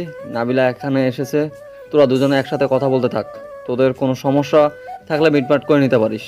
সুস্থ হলে তোদের বিয়েটা হচ্ছে, এখন বাকি সব কিছুতেই কথা বলে নিতে পারিস। কি আবোল তাবোল কথা বলছিস? মাথা ঠিক আছে তোর? কি উল্টোপাল্টা কথা বলতেছিস? একটা থাপ্পড় দেব জানিস? যা এখান থেকে। আমি ভালো করে জানি, আর এখানে আমার কোনো কাজ নেই, তাই আমি এখান থেকে চলে যাচ্ছি। এই যে মিস, আপনি আমার সাথে আসেন, আপনার সাথে আমার কথা আছে। আপনার এখানে কোনো কাজ নেই।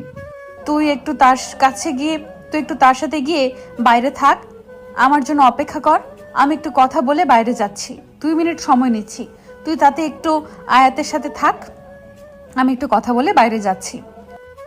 নীলা তো অনেক ভয় পাচ্ছে, কিন্তু কিছু করার নেই। এই অবস্থায় তো নাবিলাকে এই কথাগুলো বলা সম্ভব না। আর নীলা ভয় পেলেও তাকে এখন আয়াতের সাথে যেতে হবে বাধ্যতামূলক। আয়াত একটা মুচকি হাসি দিয়ে নীলাকে নিয়ে বাইরে চলে গেল আর বাইরে থেকে দরজা লাগিয়ে দিল। আর নাবিলাকে বলল যেন দরজাটা লাগিয়ে দেয়, যাতে করে ডিস্টার্ব করতে না পারে তার জন্য।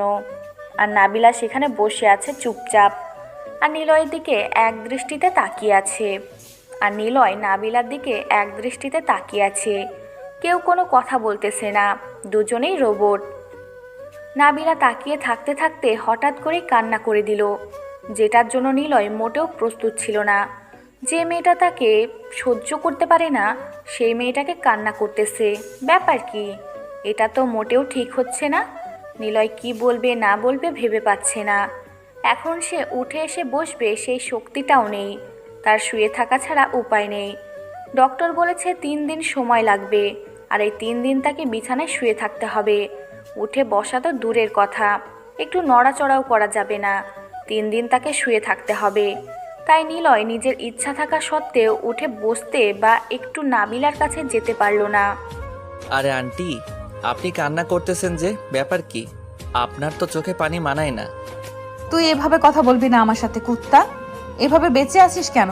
মরে গেলেই তো পারতি, তাহলে তো আমি সব ঝামেলা থেকে মুক্তি পাইতাম। তাই নাকি? এই কথা আগে বলবেন না যে আমি মরে গেলে আপনি শান্তিতে বা খুশিতে থাকতে পারতেন, তাই না?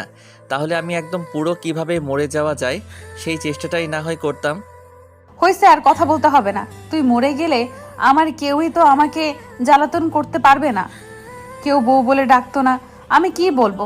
তোর যখন খবর শুনেছি তখন আমার ভেতরটা ভেঙে গিয়েছিল। কেন? আমি আপনার কি হয়েছে? আমি মরে গেলে, আমার কোনো কিছু হলে আপনার হৃদয় ভেঙে চুরমার হবে? আমি তো আপনার কিছুই না। আপনি তো আমাকে বলেছেন। বেশি বকবক করবি না, সব কথা মুখ দিয়ে বলতে পারবো না। বুঝে নিলে নে, না নিলে চুপচাপ এখানে শুয়ে আছিস, শুয়ে থাক। বেশি কথা বলবি না, মাথা গরম আছে কিন্তু। আচ্ছা, তাহলে আমি আয়াতকে বলে দিচ্ছি বিয়ের বন্দোবস্ত করতে। যত প্রকার আয়োজন আছে সব হবে আমাদের বিয়েতে। আমি আয়াতকে বলতেছি, সব কিছু সে করে দিবে। শখ দেখে বাঁচি না। উনি বিছানা ছেড়ে উঠতে পারে না, আবার বিয়ের জন্য পাগল। কি বলবো, যা ইচ্ছা তাই বলে দিচ্ছে।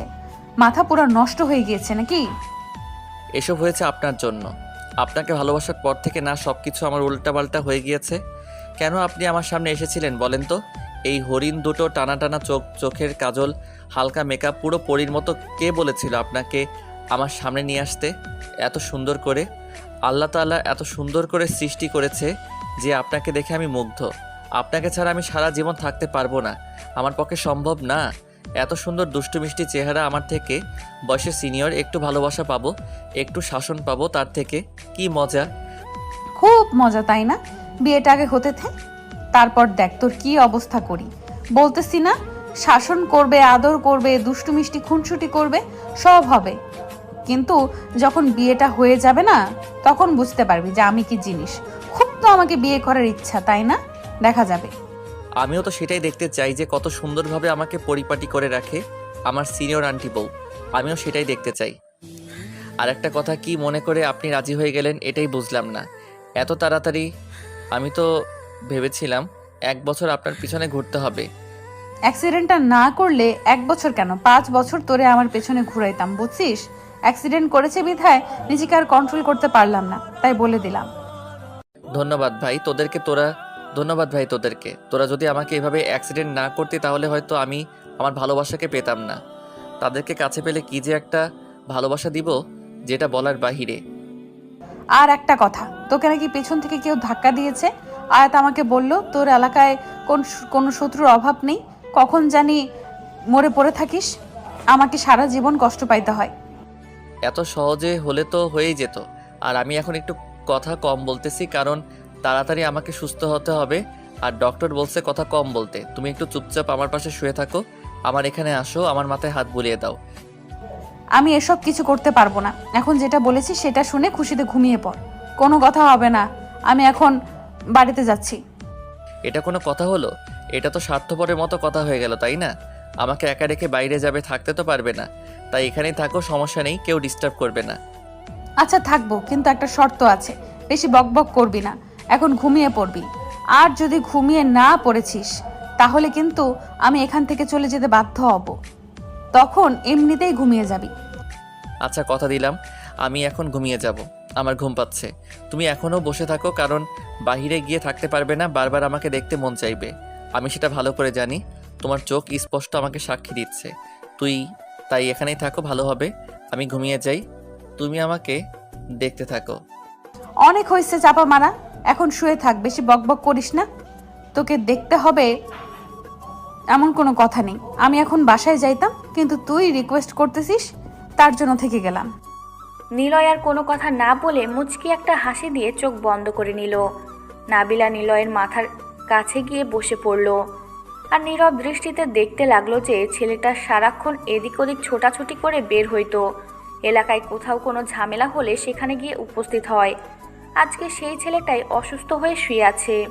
নাবিলা কখনো কল্পনাও করতে পারেনি যে আজকে সুস্থ সবল একটা মানুষকে সে সকালে দেখলো, দুপুরের পর তাকে হসপিটালে দেখতে হবে। নাবিলা শুধু একটা কথাই চিন্তা করতেছে, যদি তার কোনো শত্রু তৈরি হয় তাহলে তো তাকে সবসময় নিরাপত্তার মধ্যে থাকতে হবে। তাই নাবিলা রাজি হয়ে গেল যে ছেলেটার যাতে করে কোনো কিছু না হয়ে যায়, এজন্য বিয়ের জন্য রাজি হলো। নাবিলা নিলয়কে বিয়ে করার একটা উদ্দেশ্য আছে, সব সময় তাকে নিজের চোখের সামনে রাখবে, যেখানে যাবে দুজনে একসাথে যাবে, আর যাতে করে তার কেউ কোনো ক্ষতি না করতে পারে সেদিকটাই নাবিলা লক্ষ্য রাখবে। সব সময় তাকে বাড়িতে রাখার চেষ্টা করবে, না হলে অফিসে থাকবে। এরকম করে ঘোরাঘুরি করলে তখন যে কোনো একটা সময় একটা দুর্ঘটনা ঘটে যেতে পারে, আর এই দুর্ঘটনা চায় না নাবিলা। একটা দুর্ঘটনা ঘটে গেলে নাবিলা নিজেকে কখনো ক্ষমা করতে পারবে না, কারণ মনে মনে সে নিলয়কে পছন্দ করে। যেহেতু তাদের মাঝে কোনো রক্তের সম্পর্ক নেই, এমনিতেই নিলয় তাকে দেখে আন্টি বলে সম্বোধন করত। যেদিন থেকে তাদের পরিচয় তখন থেকেই আন্টি বলে সম্বোধন করে। যদি আপু বলতো বা অন্য কিছু বলতো তাহলে অন্য সম্পর্ক হইতো। আন্টি বলেছে, তাই আন্টির সম্পর্ক তৈরি হয়ে গিয়েছে তাদের মধ্যে। এটা কোনো ফ্যাক্ট না। আমার উপর কি এখনো রাগ আছে? যদি রাগ থেকে থাকে তাহলে এখন বলতে পারেন। আচ্ছা, আমি আপনাকে একটা প্রশ্ন করতে পারি, যদি আপনি আমাকে অনুমতি দেন? কারণ আপনি আমার কাছে একটা অপরিচিত মানুষ, আমি আপনাকে চিনি না, তো আপনার কাছ থেকে পারমিশন নেওয়া এটা আমার কর্তব্য। আপনি তো একটা কথা জিজ্ঞেস করবেন, সেটার জন্য আবার অনুমতি নিতে হয়? আপনি বলতে পারেন, সমস্যা নাই, যে কোনো প্রশ্ন করতে পারেন, আমি সব প্রশ্নের উত্তর দিতে রাজি। কথা হচ্ছে এটা যে আপনি আমাকে প্রথম দেখাতে কিভাবে প্রপোজ করতে পারেন? আপনি তো আমাকে চেনেন না, জানেন না, হঠাৎ করে একটা মেয়েকে দেখলেই প্রপোজ করতে হবে? এরকম কাজ কতটা মেয়ের সাথে করেছেন? কি বলতেছেন এসব? আপনি প্রথম ব্যক্তি যাকে আমি প্রথম দেখাতেই প্রপোজ করছি। এর আগে এমনিতেই মেয়ে দেখলে এমনিতেই দেখা করা বা কথা বলার চেষ্টা করতাম, বাট কখনো কথা বলা হয়নি। কিন্তু আপনাকে দেখে কেন জানি আমি নিজেকে কন্ট্রোল করতে পারিনি। আপনি আপনার আম্মুকে ডাকলেন, আমাকে দৌড়ানি দিল, ব্যাপারটা আসলে হাস্যকর ছিল।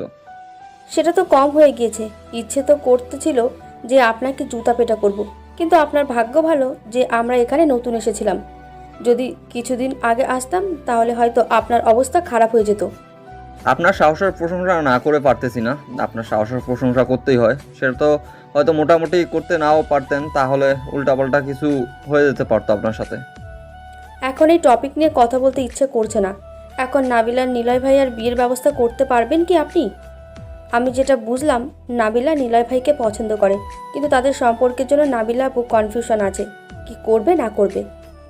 সেটা নিয়ে আপনাকে টেনশন করতে হবে না, আমি বাকি সবার সাথে কথা বলে সব কিছু ঠিকঠাক করে রাখবো। নিলয় সুস্থ হলে তাদের বিয়ে দেওয়ার ব্যবস্থা করব।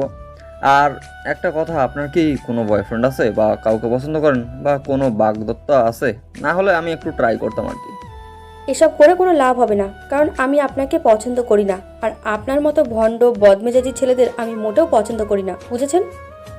আপনি ভালোবাসা দিয়ে সব কিছু ঠিক করে দিলেই তো, সেটা দায়িত্ব নিলেই তো হয়। এভাবে মাঝ রাস্তায় না করে দেওয়ার কি আছে? একটু সুযোগ দিলেই হয়তো পরিবর্তন হতেই পারি। কিছুদিন পর যেই লাউ সেই কদু হয়ে যাবে বলে লাভ নেই, তাই আমি আপনাকে কোনো পাত্তা দিচ্ছি না। এসব কথা থেকে বিরত থাকুন এবং এখন ওদেরকে নিয়ে টেনশন করেন। একটু ভেবে দেখেন কি করা যায় না যায়, এরকম মুখের ওপর তো কিছুই নাই। কথাগুলো একটু ভেবে দেখেন, আমার সম্পর্ক কি হতে পারে না? আমি কি এতটাও খারাপ? আমার বিষয়ে কি আপনি জানেন? এটাই তো সব থেকে বড় সমস্যা, আমি আপনার বিষয়ে কিছু জানি না, বুঝেছেন? এখন এসব নিয়ে কথা বলা বন্ধ করেন, মাথা ব্যথা করতেছে। আমি তো অনেক বকবক করছি আপুর সাথে তখন থেকে। আপনার যেটা ইচ্ছা সেটাই করেন, তাহলে আমি নিজেকে চুপ করে রাখতেছি। কারণ একজন মানুষকে যত বেশি প্রাধান্য দেওয়া হয় তখন সেই মানুষটাকে অপর মানুষটা তুচ্ছ মনে করে, এটাই বাস্তবতা। আচ্ছা শোনেন, একটা কথা বলি, আপনি আমার জন্য কি করতে পারবেন? মানে আপনার ক্ষমতার ভেতরে কি এমন আছে যেটা আপনি আমার জন্য করতে পারবেন, বলেন। শুধু একবার বলে দেখেন, যদি আমার সাধ্যের মধ্যে হয় তাহলে আমি বলে দেবো যে আমি পারবো। সাধ্যের বাইরে হলে বলবো যে ঠিক আছে, আপনি আপনার মতো থাকেন, আমি আমার মতোই থাকি। কারণ একজনের ইচ্ছার বিরুদ্ধে কোনো কিছু করা উচিত না। আমাদের মাঝে এখন একটা বন্ধুত্ব করতে চাচ্ছি, একে অন্যের বিষয়ে জানি শুনি, তারপর ভেবে দেখব, যদি ভালো লাগে তাহলে পরিবারকে জানিয়ে বিয়ে করব। কোনো প্রেম ভালোবাসা করতে চাই না বিয়ের আগে। আচ্ছা, আপনি যেটা বলবেন সেটাই হবে। এখন তাহলে বন্ধুত্বটাই করি, আপনি যেটা বলতেছেন সেটাই তাহলে চালিয়ে যাব। এসব বিষয়ে কথা বলে মন খারাপ করতে চাই না তাহলে। আয়াত আর নীলা দুজনেই চুপচাপ সেখানে বসে রইল। হঠাৎ করে নিলয়ের বাবা আসাদ চৌধুরী সেখানে আসলো আর আয়াতকে ডেকে নিল তার কাছে। তারপর তারা দুজন কি জানি গোপন আলাপ করলো। তারপর আয়াত এই সুযোগটা কাজে লাগানোর জন্য আয়াত আসাদ চৌধুরীকে নিলয় আর নাবিলা বিষয়টা বলে দিল। আসাদ চৌধুরী প্রথমে বিষয়টা মেনে নিতে চাইল না, যে এটা কখনো সম্ভব না, আমরা আমাদের সোসাইটি মেনটেন করব। তারপর আয়াত যখন বিষয়টা বুঝিয়ে বলল, তখন আসাদ চৌধুরী বলল, আচ্ছা ঠিক আছে, তার ছেলের খুশিতে তিনি খুশি থাকবে সারা জীবন। আয়াত যখন আসাদ চৌধুরীকে বিষয়টা বোঝাতে পেরেছে, নিজের মাঝে একটা প্রাউড ফিল চলে এসেছে। সব কিছু তো ম্যানেজ হয়ে গেল। আসাদ চৌধুরী মেনে নিয়েছে, তো এখানে আর কারো কথা বলার কলিজা হবে না। আয়াত সব কিছু ম্যানেজ করলো। এভাবেই 5 দিন কেটে গেল। আজকে নিলয়কে বাসায় নিয়ে আসা হলো, আর এদিকে সব কিছু ঠিকঠাক করে রাখা হয়েছিল। দুই পরিবারের সাথে কথা বলে পাকা হয়ে গিয়েছে কিভাবে বিয়ে হবে না হবে সব কিছু। এদিকে ম্যানেজ করে নিয়েছে আয়াত। নিলয় আর নাবিলাকে সারপ্রাইজ দেওয়ার জন্য কাউকে কোনো কিছু বলে নাই, তারা তাদের মতো কাজ করে গিয়েছে। আর নিলয় নাবিলাকে একটু বুঝতে দেয়নি কেউ। নিলয় যখন বাসায় আসলো, তার অনেক ভালো লাগতেছে। কোন হসপিটালের জীবন যে কতটা কষ্টদায়ক সেটা নিলয় খুব ভালোভাবে বুঝতে পেরেছে। যখন আপনি অসুস্থ হবেন, তখন সুস্থতার মর্মটা বুঝতে পারবেন, ঠিক কতটা কষ্টদায়ক। অসুস্থ হলে সুস্থতা কতটা প্রয়োজন। শালা কুত্তা, তোর মতো নাট্যাঙ্কিবাজ বন্ধু যেন কারো জীবনে না হয়। তোর কি হয়েছিল রে? তুই আমাকে বলবি না যে তোর সমস্যা? আমি কি জানতাম যে তারা ওখানে চলে আসবে? হঠাৎ করে আমি দেখেছি, তোকে বললাম যে সব কিছু ম্যানেজ করতে হবে। তখন ওই যে যাদের সাথে আমাদের লেগেছিল তাদের একজনকে আমি দেখেছি, এই জন্য বললাম যে সব কিছু ম্যানেজ করে নিব। বাট তার আগেই তারা আমাকে রাস্তা দেখে নিয়েছে আর গাড়ি চাপা দিয়ে আমাকে এক সাইডে ফেলে দিয়ে কিছুক্ষণ মারধর করে তারপর আমি রিভলভার দিয়ে গুলি করে দিয়েছি। 2টা পালিয়ে গেছে তাদের নিয়ে। তুই আমাকে সে কথাটা বলবি না, তাহলে আমি আরও দ্রুত যাইতাম। একটাকেও বেঁচে ফিরে যেতে দিতাম না, তাহলে সব ঝামেলা শেষ হয়ে যেত। আজকে রাতে সবাইকে ডাক, মিশন শেষ করে আসি। তোকে এই কথাটাই বলতে চেয়েছিলাম যে শত্রুদের বাঁচিয়ে রাখলে আমরা কখনো ঠিক থাকতে পারবো না, যে কোনো সময় আমাদের উপর আক্রমণ করতে পারে। তাই আমি সব কিছুই আগে থেকে ম্যানেজ করেছি। সবাইকে বলে রেখেছি। আজকে বাসায় আসার পর ফোন দিয়ে গ্রুপে SMS দিয়েছিলাম। এখন তো সবাই ব্যস্ত হয়ে পড়েছে, এখন তো সবাই কাজে চলে গিয়েছে, সবাই স্বাভাবিক জীবনযাপন করতেছে। বাট হঠাৎ করে কি সবাই একত্রিত হবে? কি বলিস? আমি শুধু একবার বলেছি আমার উপর আক্রমণ হয়ে গিয়েছে, সবাই SMS দেওয়া শুরু করে দিয়েছে। সবাইকে বললাম আজকে রাতে মিশন আছে, সবাই রেডি থাকতে। সবাই বলেছে তাদের নাকি এখন আরও কয়েকজন করে ছেলে পেলে হয়েছে। তার মানে গ্যাং কত বড় হয়েছে বুঝতে পেরেছিস? সবগুলোকে আজকে নির্মূল করে দিয়ে আসবো। সাবধানে সব কাজ করতে হবে, বুঝছিস? কারণ আমি কোনো রিস্ক নিতে চাই না। এখানে কারো কোনো ক্ষতি হলে তার পরিবারের ড্রাইভার আমাদের উপর চলে আসবে। আমি আমাদের কোনো ছেলের ক্ষতি চাই না, শুধু এটা আগেও এখনও। তোরা দুজন এখানে কি গল্প করতেছিস? বাইরের সবাই তোদের কথা জিজ্ঞেস করতেছিল, আর তোরা দুজন এখানে বসে কি করিস? আমরা আমাদের এখানে কথা বলছি, তুই এখানে কি করিস সেটাই তো বুঝতে পারতেছি না। তোর তো এখানে থাকা কথা না, তুই না বাসায় চলে গেলি? বাসায় গিয়েছিলাম, আবার এখানে আসলাম কেন? আমার এখানে আসা নিষেধ নাকি? তুই এখন রুমের বাইরে যা, আমার কিছু কথা আছে নিলয়ের সাথে। এখনো বিয়েই হলো না তোদের, তার আগে আমাকে এখান থেকে তাড়িয়ে দিচ্ছিস? বিয়ে হলে মনে হয় না আমাকে এই রুমে আসা যাবে, আমি হয়তো নিঃস্ব হয়ে যাব। কতটা বলে আয়াত সেখান থেকে চলে গেল। নিলয় পিছন থেকে ডাক দিল। আয়াত বলতেছে, আমি একটুও মন খারাপ করিনি, শুধু মজা করেছি। আর নিলয় বলল, আচ্ছা একটু পর তোকে আমি ডাকবো, কি কথা আছে আগে শুনি, তারপর তোকে ডাকতেছি। আয়াত বলল, ঠিক আছে, আমি আন্টির কাছে যাই, তার সাথে আমার কিছু কথা আছে, তো আমি আবার কাজগুলো শেষ করি, তোরা দুজন আড্ডা দে। এই কথা বলে আয়াত চলে গেল। বাহির থেকে দরজা লাগিয়ে দিল। নাবিলা নিলয়ের কাছে বসে পড়ল। নিলয়ের একটু লজ্জা লাগতেছে, কেন জানি বুঝতে পারতেছে না। হঠাৎ এইভাবে দুজন মানুষ কেউ নেই, নাবিলা চুপচাপ আছে। সেটা দেখে নিলয় ভাবলো যে কি কথা আছে, আর এখন চুপচাপ করে আছে, বিষয়টা বুঝতে পারল না নিলয়। কি হলো? এখন চুপ করে আছো কিসের জন্য? বলো তোমার কি কথা আছে, আমি তোমার সব কথাই শুনতে চাই, সমস্যা নেই। কথা হচ্ছে যে আমাকে তুমি বিয়ে করবে আর আমি তোমাকে বিয়ে করব, কিন্তু কিছু শর্ত তোমাকে মেনে চলতে হবে। শর্তগুলো তুমি যদি না মেনে চলো, তাহলে আমি তোমাকে বিয়ে করতে পারবো না। আচ্ছা যেহেতু ভালোবেসেছি তার মানে তোমার দাও আচ্ছা যেহেতু ভালোবেসেছি তার মানে তোমার দেওয়া নিয়মগুলো মানতে আমার কষ্ট হবে না। সব কিছু মেনে নিতে পারবো। ভালোবাসার জন্য সব কিছু স্যাক্রিফাইস করা যায়, সমস্যা নেই।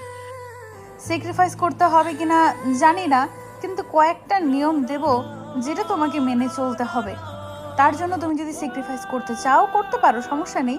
বাট আমার নিয়মগুলো তোমাকে মেনে চলতে হবে, না হলে আমি তোমার জীবনে থাকতে পারবো না। আচ্ছা বলো কি এমন কথা যেটা আমাকে মেনে চলতে হলে অনেক কষ্ট করতে হবে? আমি মেনে চলবো, কোনো সমস্যা হবে না। আমি মেনে চলতে পারবো। এখন তুমি বলো আমাকে কি কি করতে হবে। তেমন কিছু না, জাস্ট আমাকে না বলে বাইরে যাওয়া যাবে না, আর অতিরিক্ত বাইরে আড্ডা দেওয়া যাবে না। আর যেখানে যাবে এখন থেকে আমি তোমার সঙ্গে যাব, কারণ আমি তো অন্য কেউ না, তোমার জীবনের একটা অংশ, তাই না? আর আমাকে সঙ্গে করে নিয়ে যাওয়া যাবে। আর এখন থেকে নিয়মিত অফিসে যেতে হবে, কারণ বিয়ের পর তো কিছুদিন পর বাচ্চা হবে, 2-3 বছর পর সংসার চালানোর জন্য কিছু টাকা পয়সা দরকার। তার মানে তোমাকে এখন থেকে অফিসে যেতে হবে, নিয়মিত সব কাজ ঠিকঠাক মতো করতে হবে। আর অতিরিক্ত বন্ধু বান্ধবের সাথে আড্ডা দেওয়া যাবে না, কারণ তখন তোমার মাথায় অন্য কিছু চলে আসবে। আর আমি চাই না তোমার কোনো ক্ষতি হয়ে যাক, তাহলে আমি পৃথিবীতে বেঁচে থাকতে পারবো না। আচ্ছা আমি তোমার সব কথাই মেনে নিলাম, তোমার সব কথাই মাথায় থাকবে। তুমি যেটা বলেছো আমি সব কিছু মেনে চলবো, বাট আমার কিছু সময় লাগবে। সময় ছাড়া তো এগুলো একেবারে চেঞ্জ করা যায় না। আচ্ছা তোমার যত সময় লাগে নিতে পারো, বাট 10 দিনের বেশি আমি তোমাকে সময় দিতে পারবো না। একটা মানুষের অভ্যাস পরিবর্তন করতে 10 দিনই যথেষ্ট। আচ্ছা আমি এই 10 দিনের ভিতরে সব কিছু ঠিকঠাক করে আমি তোমার বাধ্যবাধকতা হয়ে থাকবো। তুমি যেটা বলবে সেটাই হবে, কিন্তু আমাকে ছেড়ে যাওয়ার চিন্তা করিও না, তাহলে আমি শেষ। আচ্ছা তাহলে এখন আমি যাচ্ছি, পরে এসে তোমার সাথে কথা হবে। এখন আমাকে একটু বাসায় যেতে হবে, আম্মু বাসায় একা।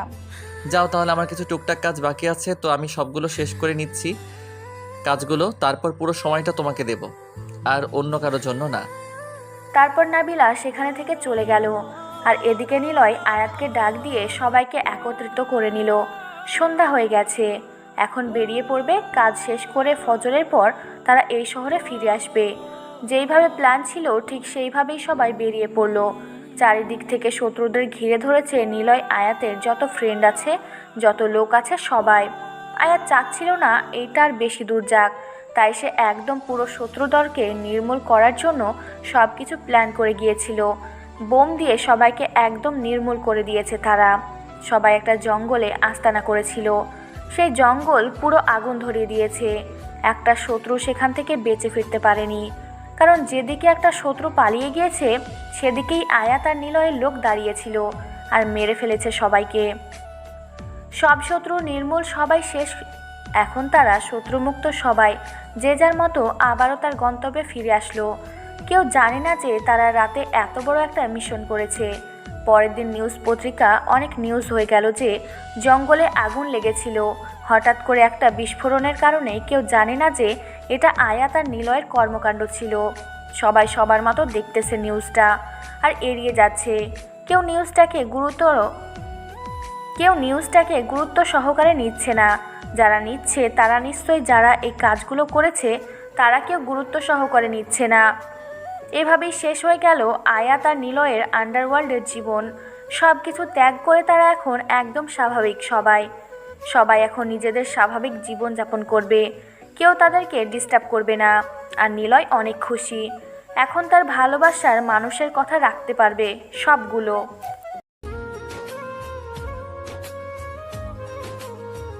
আজকে নিলয় আর নাবিলার বিয়ের সব আয়োজন ধুমধাম করে শুরু করে দিয়েছে। নাবিলার বাড়িতে নাবিলার কাজিনরা এসে ভরপুর, বিয়ের আনন্দ শুরু করে দিয়েছে। আর এদিকে আয়াত তো পুরো বাড়ি একাই মনে হচ্ছে মাতিয়ে রেখেছে। আরও নিলয় আর আয়াতের কাজিনরা তো আছেই। আজকে সবাই মিলে পুরো বাড়িটাকে সেইভাবে মুখরিত করে রেখেছে। সব কাজ সম্পূর্ণ করে বরযাত্রী নিয়ে বেরিয়ে পড়ল আয়াত। আর এদিকে নীলা এবং নাবিলার কাজিন সবাই একত্রিত হয়ে গেটে দাঁড়িয়ে আছে বরযাত্রীকে আটকানোর জন্য। নীলা আয়াতকে ফোন করলো যে তারা এখনও কোথায় আছে আর কতক্ষণ লাগবে, কারণ হচ্ছে তারা মরিচের গুঁড়া শরবত বানানো শুরু করে দিয়েছে অলরেডি। মরিচ দিয়ে মিষ্টি বানিয়েছে আর লবণ দিয়ে। বিয়ে তো করতেই যাচ্ছিস, তোর ফিলিংস কেমন? একটু পর তো তুই আমাকে ভুলে যাবি। বন্ধুকে তোর রুমে যাওয়া যাবে না যখন তখন। এখন তো কি বলবো, আমি এত পরিমাণ কষ্টে আছি। কি আর করবো বল, বিয়ে তো করতেই হবে। আর যেখানে ভালোবাসার মানুষকে বিয়ে করতেছি সেখানে তো তুই আসবি, কিন্তু একটু দেখে শুনে আসবি। প্রথম প্রথম বিয়ে করতেছি। সেটা তো বুঝতে পারলাম, প্রথম বিয়ে করতেছিস, কিন্তু তুই তো বিয়ে করে নিলি। আমাকে যে কি হবে আমি তো বুঝতে পারতেছি না। কোনো মেয়েকে পড়াতে পারলাম না। তোর যাই হোক, একটা অ্যাক্সিডেন্ট হয়েছে, সেই অ্যাক্সিডেন্ট দেখতে এসে আন্টি তোর বউ হয়ে গেল। আহা, সব কিছু কপালে থাকা লাগে, বুঝিস নাই? তোর সেই কপালটা হয়নি। আর তুই তো এমন একটা ছেলে যে কোনো একটা যদি মেয়েকে দেখিস তাহলে কোনো কথাবার্তা বলা ছাড়াই প্রপোজ করিস। তোকে ঝাড়ুপেটা করবে না তো কি করবে? এখন এসব কথা বাদ দে, আমরা এসে গিয়েছি। এখন তুমি তোমার প্রিয়তমার কাছে চলে যাবে আর আমি চলে যাব আমার দেশে। এখন কথা হচ্ছে, গেটে যতই কথা হোক না কেন, তুই এখানে কিন্তু কোনো কথা বলবি না। তোর যা ইচ্ছা তাই করতে পারিস, সেখানে কেউ কথা বলবে না। সেটা তো তুই আগে সবাইকে বলে দিয়েছিস। আগে থেকে সব কিছু তো প্ল্যান আছে, তুই করতে থাক, সমস্যা নাই। আমি থাকতে তুই এসব নিয়ে টেনশন করিস? আচ্ছা চল, তোর বিয়েটা তাড়াতাড়ি শেষ করে ভাবিকে নিয়ে এখান থেকে চলে যাই। বাসর করবি, মধুর বাসর, আর আমি আমার মতো এনজয় করব বিয়ানদের সাথে। তুই তো একটা নিয়ে থাকবি, আমি 10টা নিয়ে থাকবো। হা হা।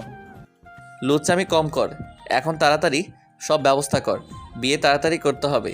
আর মন মানতেছে না, কতক্ষণে আমি আমার পরিটাকে দেখতে পারবো? এখন সব কিছু তাড়াতাড়ি কর, কোনখানে যেন বেশিক্ষণ সময় নিতে না হয়। আহারে আমার বউ পাগল বন্ধু রে, বন্ধুকে ভুলে গিয়ে এখন বউকে আপন করে নিয়েছিস। এদিকে যে আমি কত কষ্টে আসি দেখতেছিস না, তাই তো? বন্ধু তুই আমাকে মাফ কর, এখন যা, তাড়াতাড়ি আমাকে এখান থেকে নিয়ে যাওয়ার ব্যবস্থা কর। আমি এখানে আর কতক্ষণ বসে থাকবো? সবাই তো নেমে যাচ্ছে, আমি কেন নামতে পারতেছি না? আমাকে কেউ নামাচ্ছে না কেন? আরে ছাগল, এত পরিমাণ পাগল হচ্ছিস কিসের জন্য বুঝি না। কন্যা বাড়ি থেকে লোক এসে তারপর তোকে গাড়ি থেকে নামাবে, আমরা কেন ডাকতে যাব? এটা একটা রীতিনীতি আছে না? তারপর নাবিলার বাসা থেকে কয়েকজন লোক এসে, মানে মুরব্বি লোক এসে নিলয়কে গাড়ি থেকে নামিয়ে নিল। তারপর নিলয়কে ধরে সেখানে গেল, আর আয়াতও নিলয়ের সাথেই আছে। তারপর গেটে গিয়ে দেখে নিলা আর অনেকগুলো মেয়ে। আয়াত কি বলবে, তার চোখ ঝলসে যাচ্ছে। এতগুলো সুন্দরী, ময়দা সুন্দরী, লবণ সুন্দরী, মরিচ সুন্দরী, সুন্দরীদের একাকার হয়ে গিয়েছে। কেউ বেশি কেউ কম লাগিয়েছে। কি বলবে আয়াত, কোনো কিছু খুঁজে পাচ্ছে না, চুপচাপ দাঁড়িয়ে পড়ল। নীলাকে দেখে তো আয়াতের অবস্থা শেষ, একদম পরীদের মতো লাগতেছে। হালকা মেকআপ করেছে, হালকা একটু সেজেছে, একটা শাড়ি পরেছে। বিশ্বাস করেন ভাই, আয়াতের অবস্থা একদম শেষ। আয়াত সামনে গিয়ে দাঁড়িয়ে পড়ল আর আয়াতের পিছনে নিলয়কে রাখলো, যাতে করে কোনো কিছু সহজে খাইয়ে দিতে না পারে। আপনারা এসব কি নাটক শুরু করেছেন বুঝতেছি না তো। এত নাটক করার কি আছে? বরযাত্রী নিয়ে এখান থেকে ঘুরে যাব নাকি? এভাবে আটকে রাখছেন কিসের জন্য? এটা একটা বিয়ের নীতি, আর সেই নীতি অবলম্বন করতেছি। আর আপনি এইভাবে কথা বলতেছেন কিসের জন্য বুঝতেছি না তো। আপনার সাহস তো কম না। আমাদের দুলাভাই কই? আমাদের দুলাভাইকে সামনে নিয়ে আসুন, আমরা তাকে মিষ্টি মুখ করাবো। এত সহজ হলে তো হয়ে যেত। আমি আগে সব কিছু ট্রাই করব, তারপর আমার বন্ধু খাবে, বুঝছেন আপনারা? আমি সব কিছু আগে খাবো, তারপর আমার বন্ধু খাবে। না হলে কোনো খাওয়া দাওয়া হবে না। আপনাদের কি চাওয়া পাওয়া আছে বলেন, আমরা পূরণ করতে পারলে করব, না পারলে আপনাদেরকে এখান থেকে তুলে নিয়ে যাবো। আমরা যদি আমাদের দুলাভাইকে খাওয়াতে না পারি তাহলে আমরা আমাদের চাওয়া পাওয়া কেমনে চাইব? আপনি কি বুঝে অবুঝের মতো ব্যবহার করতেছেন? আমাদের দুলাভাইকে তো আমাদের মিষ্টিমুখ করাতে হবে, আর তার জন্য আমরা শরবত বানিয়েছি। আমাকে কি পছন্দ হয় না? আমি আগে খাবো, তারপর আমার বন্ধু খাবে। আমি টেস্ট করব, তারপর সেখান থেকে আমার বন্ধু খাবে। ঝামেলা শেষ। আপনাদের বিশ্বাস নাই, সবগুলো লাল টকটক হয়ে আছে, এগুলো মরিচ ছাড়া কিচ্ছু না। আপনারা আগে খান, তারপর আমার বন্ধু খাবে, সমস্যা নেই আমাকে যদি খেতে না দেন। এত ঝগড়া করতে পারবো না আমরা। দুলাভাইকে চাই আপনি সামনে থেকে সরে দাঁড়ান। আপনার সাথে আমরা কথা বলতে চাই না। কি মেয়েরা, কি হচ্ছে এসব? সবাই চিল্লাচিল্লি শুরু করে দাও। আমাদের দাবি মানতে হবে, মানতে হবে, আমাদের দাবি মানতে হবে। সবাই অনেক জোরে জোরে চিল্লানি শুরু করে দিল। এবার মহাবিপদে পড়ে গেল আয়াত আর নিলয়। নিলয় পিছন থেকে আয়াতকে খোঁটা দিচ্ছে, যাতে করে সব ঝামেলা শেষ করে নেয়। আর মিষ্টিগুলো দেখে মনে হচ্ছে সবগুলো মরিচ দিয়ে ভরিয়ে রেখেছে। আর শরবতের কথা কি বলবে? এগুলো যদি এখন নিলয় খায় তাহলে তো বিয়ে করা দূরের কথা, এখান থেকে পালিয়ে যেতে হবে। আর এগুলো কোনোভাবেই যেন নিলয়কে খাওয়াতে না পারে, তার জন্য আয়াত একটা ফন্দি বের করলো। আয়াত হঠাৎ করে ধাম করে টেবিলের উপর পড়ে গেল আর নিজের জামা কাপড় নষ্ট করে ফেললো। আর সবাই এটা দেখে মনে করলো সিরিয়াসলি কিছু একটা হয়ে গেল। সবাই আয়াতকে ধরাধরি করে দাঁড় করিয়ে দিল। আমি এখন ঠিকঠাক আছি, আমার কিচ্ছু হয়নি, মাথাটা ঘুরতেছে তো তার জন্য। এখন বলেন, আপনাদের এসব নষ্ট করে ফেললাম, আপনাদের তো এখন ক্ষতিপূরণ দিতে হবে। কত টাকা দিতে হবে বলেন? বেশি না, 1,00,000 টাকা দিলেই হবে, তাতেই আমরা খুশি। আপনারা আমাদের হাতে 1,00,000 টাকা দেবেন, তারপর আমরা বরকে ভেতরে যেতে দেব। দেখেন, আমরা এতগুলো টাকা দিতে পারবো না, আমরা গরিব মানুষ। আমরা এখান থেকে চলে যাচ্ছি, পরে দেখবেন যে সকালে এমনিতেই মেয়ে আমাদের বাসায় চলে যাবে, আমরা তখন আমাদের বন্ধুর সাথে বিয়ে দিয়ে দেবো, তার ঝামেলা শেষ। এত ঝামেলা করতে পারবো না, আমরা এতগুলো টাকা দিতে পারবো না। এখন 10,000 টাকা দিচ্ছি, যদি নিতে চান নিতে পারেন, না চাইলে কালকে যখন আমাদের বাসায় মেয়ে যাবে তখন মেয়ের সাথে ছেলের বিয়ে দিয়ে দেবো, সব কিচ্ছা খতম। কিপটে দেখেছি, আপনার মতো কিপটে মানুষ আমি আমার জীবনে কখনো দেখিনি। আচ্ছা দেন, আমরা তাতেই রাজি আছি। কি আর করার, এত কিপটা মানুষ পরে আমার যেটা দরকার আমি সেটা উসুল করে নিতে পারবো, সমস্যা নেই। পরেরটা পরে দেখা যাবে, এখন ঝামেলা শেষ করেন, আমাদের ভিতরে যেতে দেন। আর আমি অনেক ক্লান্ত, এখন আমার জামা কাপড়ের অবস্থা খুব খারাপ, আমাকে এসব চেঞ্জ করতে হবে। আপনার মতো অভিনয় বাস ছেলে আমি জীবনে সত্যি দেখি নাই। আপনি ইচ্ছাকৃতভাবে আমাদের সব খাবার নষ্ট করে দিয়েছেন, আমি সেটা ভালো করেই জানি। কিন্তু একটা কথা মাথায় রাখবেন, আমার দুলাভাইকে তো আমি মিষ্টিমুখ করাবই। তারপর সেখানে কয়েকজন মুরব্বি এসে রাগারাগি করলো যে টাকা দিয়েছে তারপরও এত কথা কিসের। বরযাত্রী তাড়াতাড়ি যেন ভিতরে নিয়ে যাওয়া হয়, তার জন্য সবাই তৎপর হয়ে উঠল। আর রাত অনেক হচ্ছে, বিয়েটা তাড়াতাড়ি সম্পূর্ণ করতে হবে, খাওয়া দাওয়া করতে হবে। বরযাত্রী কন্যাকে নিয়ে চলে যাবে, অনেক কাজ বাকি আছে। আর এখানে যদি সব সময় নষ্ট করে তাহলে তো হয় না। নিলয় আয়াতের সাথে গিয়ে তাকে যেখানে বসা উচিত সেখানে বসিয়ে দিল। আয়াত সেখানে নিলয়কে বসিয়ে দিল। তারপর সবাই অনেক মজা মাস্তি করা শুরু করলো। কাজী সাহেব এসে বিয়ে পড়ানো শুরু করে দিল। সব কিছু ঠিকঠাক মতো হয়ে গেল। তারপর কন্যার কাছ থেকে সব কিছু জেনে শুনে কন্যার মতামত নিয়ে বিয়েটা সম্পূর্ণ করে দিল। তারপর খাওয়া দাওয়া শেষ, সব ঝামেলা শেষ, এখন কন্যা বিদায় দিবে। তখন নাবিলা যেটা কান্না শুরু করে দিল। নিলয় এমন হাসি পাচ্ছে, মনে হয় হেসে তার পেটে যাচ্ছে। ভিতরে ভিতরে আয়াতকে ডেকে এনে আয়াতের সাথে কথা বলতেছে আর হেসে কুটি কুটি হয়ে যাচ্ছে। তার ভিতরে এত হাসি পাচ্ছে নাবিলার এত কান্না দেখে। আয়াত বিষয়টা বুঝতে পারলো, তার বন্ধুকে ঠিকঠাক করলো। তারপর সব কিছু শেষ, এখন নীলা নাবিলার সাথে যাবে আর আয়াতের সুযোগ হয়ে গেল। তারপর কন্যা নিয়ে নিলয় চলে আসলো। আর বাসায় দুজনে আসার পথে কেউ কথা বলেনি, কারণ নাবিলা অনেক কান্না করতেছিল। নাবিলা নিলয়ের কাঁধে মাথা রেখে শুয়েছিল। যখন নাবিলা নিলয়দের বাসায় পৌঁছে গেল, গাড়ি থেকে নেমে নিলয় নাবিলাকে কোলে তুলে নিল, যার জন্য মোটেও প্রস্তুত ছিল না নাবিলা। নাবিলা ভাবতেই পারেনি সবার সামনে এইভাবে নীল তাকে কোলে তুলে নিবে। নাবিলা অনেকবার নীলাকে বলতেছিল যে এখন যেন তাকে নামিয়ে দেয়, তার লজ্জা লাগতেছে।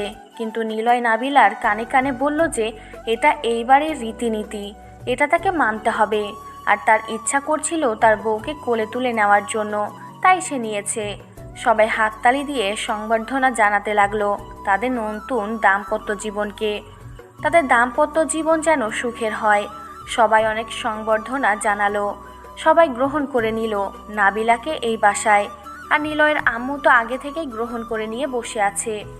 আয়াত আর নীলা দুজনে নাবিলা আর নীলাকে বাসর ঘরে নিয়ে গিয়ে বাহির থেকে দরজা লাগিয়ে দিল আর তাদেরকে বলল যেন ভিতর থেকে দরজাটা লাগিয়ে দেয়। তারপর সেখান থেকে চলে আসলো। নিলয় নাবিলার লজ্জা ভাঙানোর জন্য নাবিলার ঘোমটা তুলে তার দিকে কিছুক্ষণ তাকিয়ে রইল, আর নাবিলা নিলয়ের দিকে। সত্যি বলতে আজকে তোমাকে অসাধারণ লাগতেছে। এতদিন তোমার এই রূপ তো লুকায়িত ছিল, কিন্তু আজকে সেটা প্রকাশ পেয়েছে।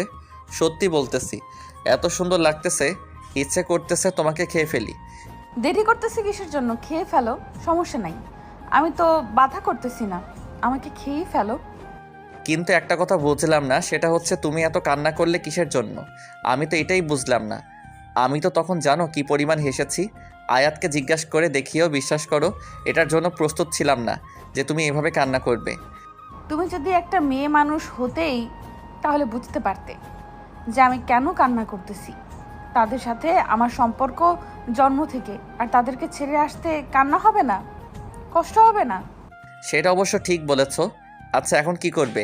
এই অবস্থায় থাকবে নাকি তোমার যদি খারাপ লাগে তাহলে কিন্তু গোসল করে ফ্রেশ হয়ে নিতে পারো, তারপর না হয় রোমান্স শুরু করব। আজকের পরে থাকবো। আজকে এইভাবেই সব কিছু হবে, কারণ নিজের একটা ইচ্ছা থাকা উচিত। সব ইচ্ছা তো পূরণ করার একটা মন মানসিকতা থাকা উচিত। আমারও কিছু ইচ্ছা আছে, আমি সেগুলো পূরণ করব আজকে। তোমাকে বাধা করেছে কে? শুরু করে দাও, আমি তো তোমার জন্য প্রস্তুত। দেখো, এখন আমরা নামাজ পড়ব দুজনে, তারপর আল্লাহর কাছে আমাদের নতুন দাম্পত্য জীবনের জন্য দোয়া করব। আমরা যেন সারা জীবন সুখে শান্তিতে থাকতে পারি। হাসি, কান্না, দুঃখ, কষ্টের সব সময় যেন একে অন্যের পাশে থাকতে পারি। আমরা আল্লাহর কাছে চাইবো। নিলয় আর নাবিলাকে কিছু বলল না। নাবিলার ইচ্ছাটা হাসি মুখে মেনে নিল। তারপর দুজনে অজু করে এসে নামাজ পড়ে দুজনে আল্লাহর কাছে তাদের মনের ইচ্ছাগুলো পূরণ করার জন্য দোয়া করলো। আল্লাহ তাআলা যেন তাদের সব মনের ইচ্ছাগুলো পূরণ করে দেয়, তাদের দাম্পত্য জীবন যেন সুখের হয়। আজকে থেকে একটা হালাল পবিত্র সম্পর্ক আবদ্ধ হলো। তাদের সম্পর্কটা যেন সারা জীবন হয়, একে অন্যের দেহে যতদিন প্রাণ আছে তারা যেন ততদিন একে অন্যের সাথে থাকতে পারে। নামাজ শেষ করে নিলয় নাবিলাকে কোলে তুলে নিয়ে বিছানার উপর শুয়ে দিল। তারপর নাবিলার উপর নিলয় শুয়ে পড়ল। নাবিলার লজ্জা লাগতেছিল, তাই সে চোখ বন্ধ করে নিলয়ের স্পর্শ অনুভব করতে লাগলো। নিলয় তার বউকে নিজের ইচ্ছা মতো আদর করতে লাগলো, তাদের ভালোবাসার বহিঃপ্রকাশ করতে লাগলো।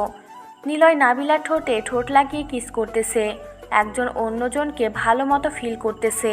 তাদের ভালোবাসার যেন গভীর হয়ে উঠল, যে ভালোবাসার শেষ সীমানা বলতে কিছু নেই। তারা একে অন্যকে এতটা কাছে নিয়েছে যেটা বলার বাহিরে। তাদের মাঝে কোনো দেওয়াল বা কোনো কাপড়ের বাধা বিপত্তি নেই।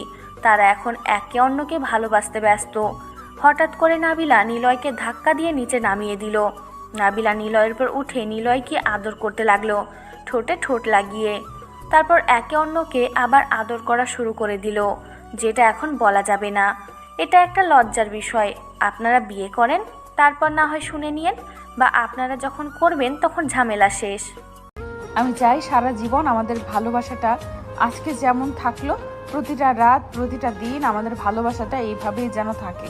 প্রতিটা সময় আমাদের ভালোবাসা যেন বৃদ্ধি পায়, কমে যেন না যায়। আমাদের যত ভুল থাকবে, যত রাগ অভিমান থাকবে, সেটা বহিঃপ্রকাশ হবে, কিন্তু কখনো একে অন্যকে ছেড়ে যাওয়ার কথা যেন কল্পনা করতে না পারি আমরা দুজন। ইনশাল্লাহ আমি আমার দিক থেকে ট্রাই করব। আমি সারা জীবন তোমার আসক্তি হয়ে থাকতে চাই, আর তোমাতে আসক্ত হয়ে আমি সারা জীবন পার করতে চাই।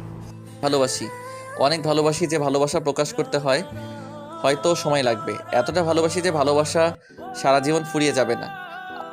আমিও ভালোবাসি আমার কিউট জুনিয়র ছোট্ট ভাতিজা নামক সেই হাজবেন্ডকে।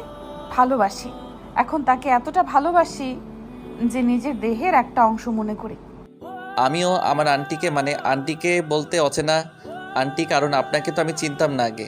হঠাৎ করে আপনাকে দেখে আন্টি বলে সম্বোধন করেছি। আপু ডাকলে তো কি বলবেন যে পটানোর চেষ্টা করেছি, তাই আন্টি বলে সম্বোধন করেছি। আর প্রথম দেখাতেই ক্রাশ খেয়েছি, পরে নিজেকে কন্ট্রোল করতে পারিনি। এখানে কি তোমার ভালোবাসা শেষ? আমার তো ইচ্ছা করতেছে আরেকবার তোমার সাথে মিলিত হবার, কারণ ভালোবাসার পিপাসা মেটাতে হবে। চলো আবার ভালোবাসার গভীর সমুদ্রে লাফিয়ে পড়ি। আর ভালোবাসার পিপাসা আমি কখনো মেটাতে চাই না, এই পেপারটা যেন সারা জীবন থাকে। আপনারা এখানে কি করতেছেন? আপনাদের শরম করতেছে না আমাদের স্বামী স্ত্রীর পার্সোনাল কথা শুনতে? আপনারা এখান থেকে চলে যান, আমার তো লজ্জা লাগতেছে। এখন আমাদের ভালোবাসার প্রকাশ ঘটাবো, আপনারা চলে যেতে পারেন। আমার বউ লজ্জা পাচ্ছে, এখন আপনারা চলে যেতে পারেন। আর পরবর্তী গল্প অবশ্যই শুনবেন, এর থেকেও অনেক রোমান্টিক, অনেক রোমাঞ্চকর হতে চলেছে পরবর্তী গল্পটা। কেউ মিস করবেন না পরবর্তী গল্পটা। আমরা এখান থেকে বিদায় নিচ্ছি। আমরা আমাদের ভালোবাসাকে একান্তভাবে প্রকাশ করতে চাই। আপনাদের অনেক কিছু বলেছি আর বলতে চাই না, আপনারা বিয়ে করে নিলে বুঝতে পারবেন। হয়েছে, তারা এখন চলে গিয়েছে। এখন আসো আমরা দুজন আমাদের ভালোবাসার আদান প্রদান করি। আমরা আমাদের নতুন প্রজন্মকে আগমনের সুযোগ করে দিই। সবাই ভালো থাকুন, সুস্থ থাকবেন। Tata, bye bye. এখান থেকে আমরা বিদায় নিচ্ছি।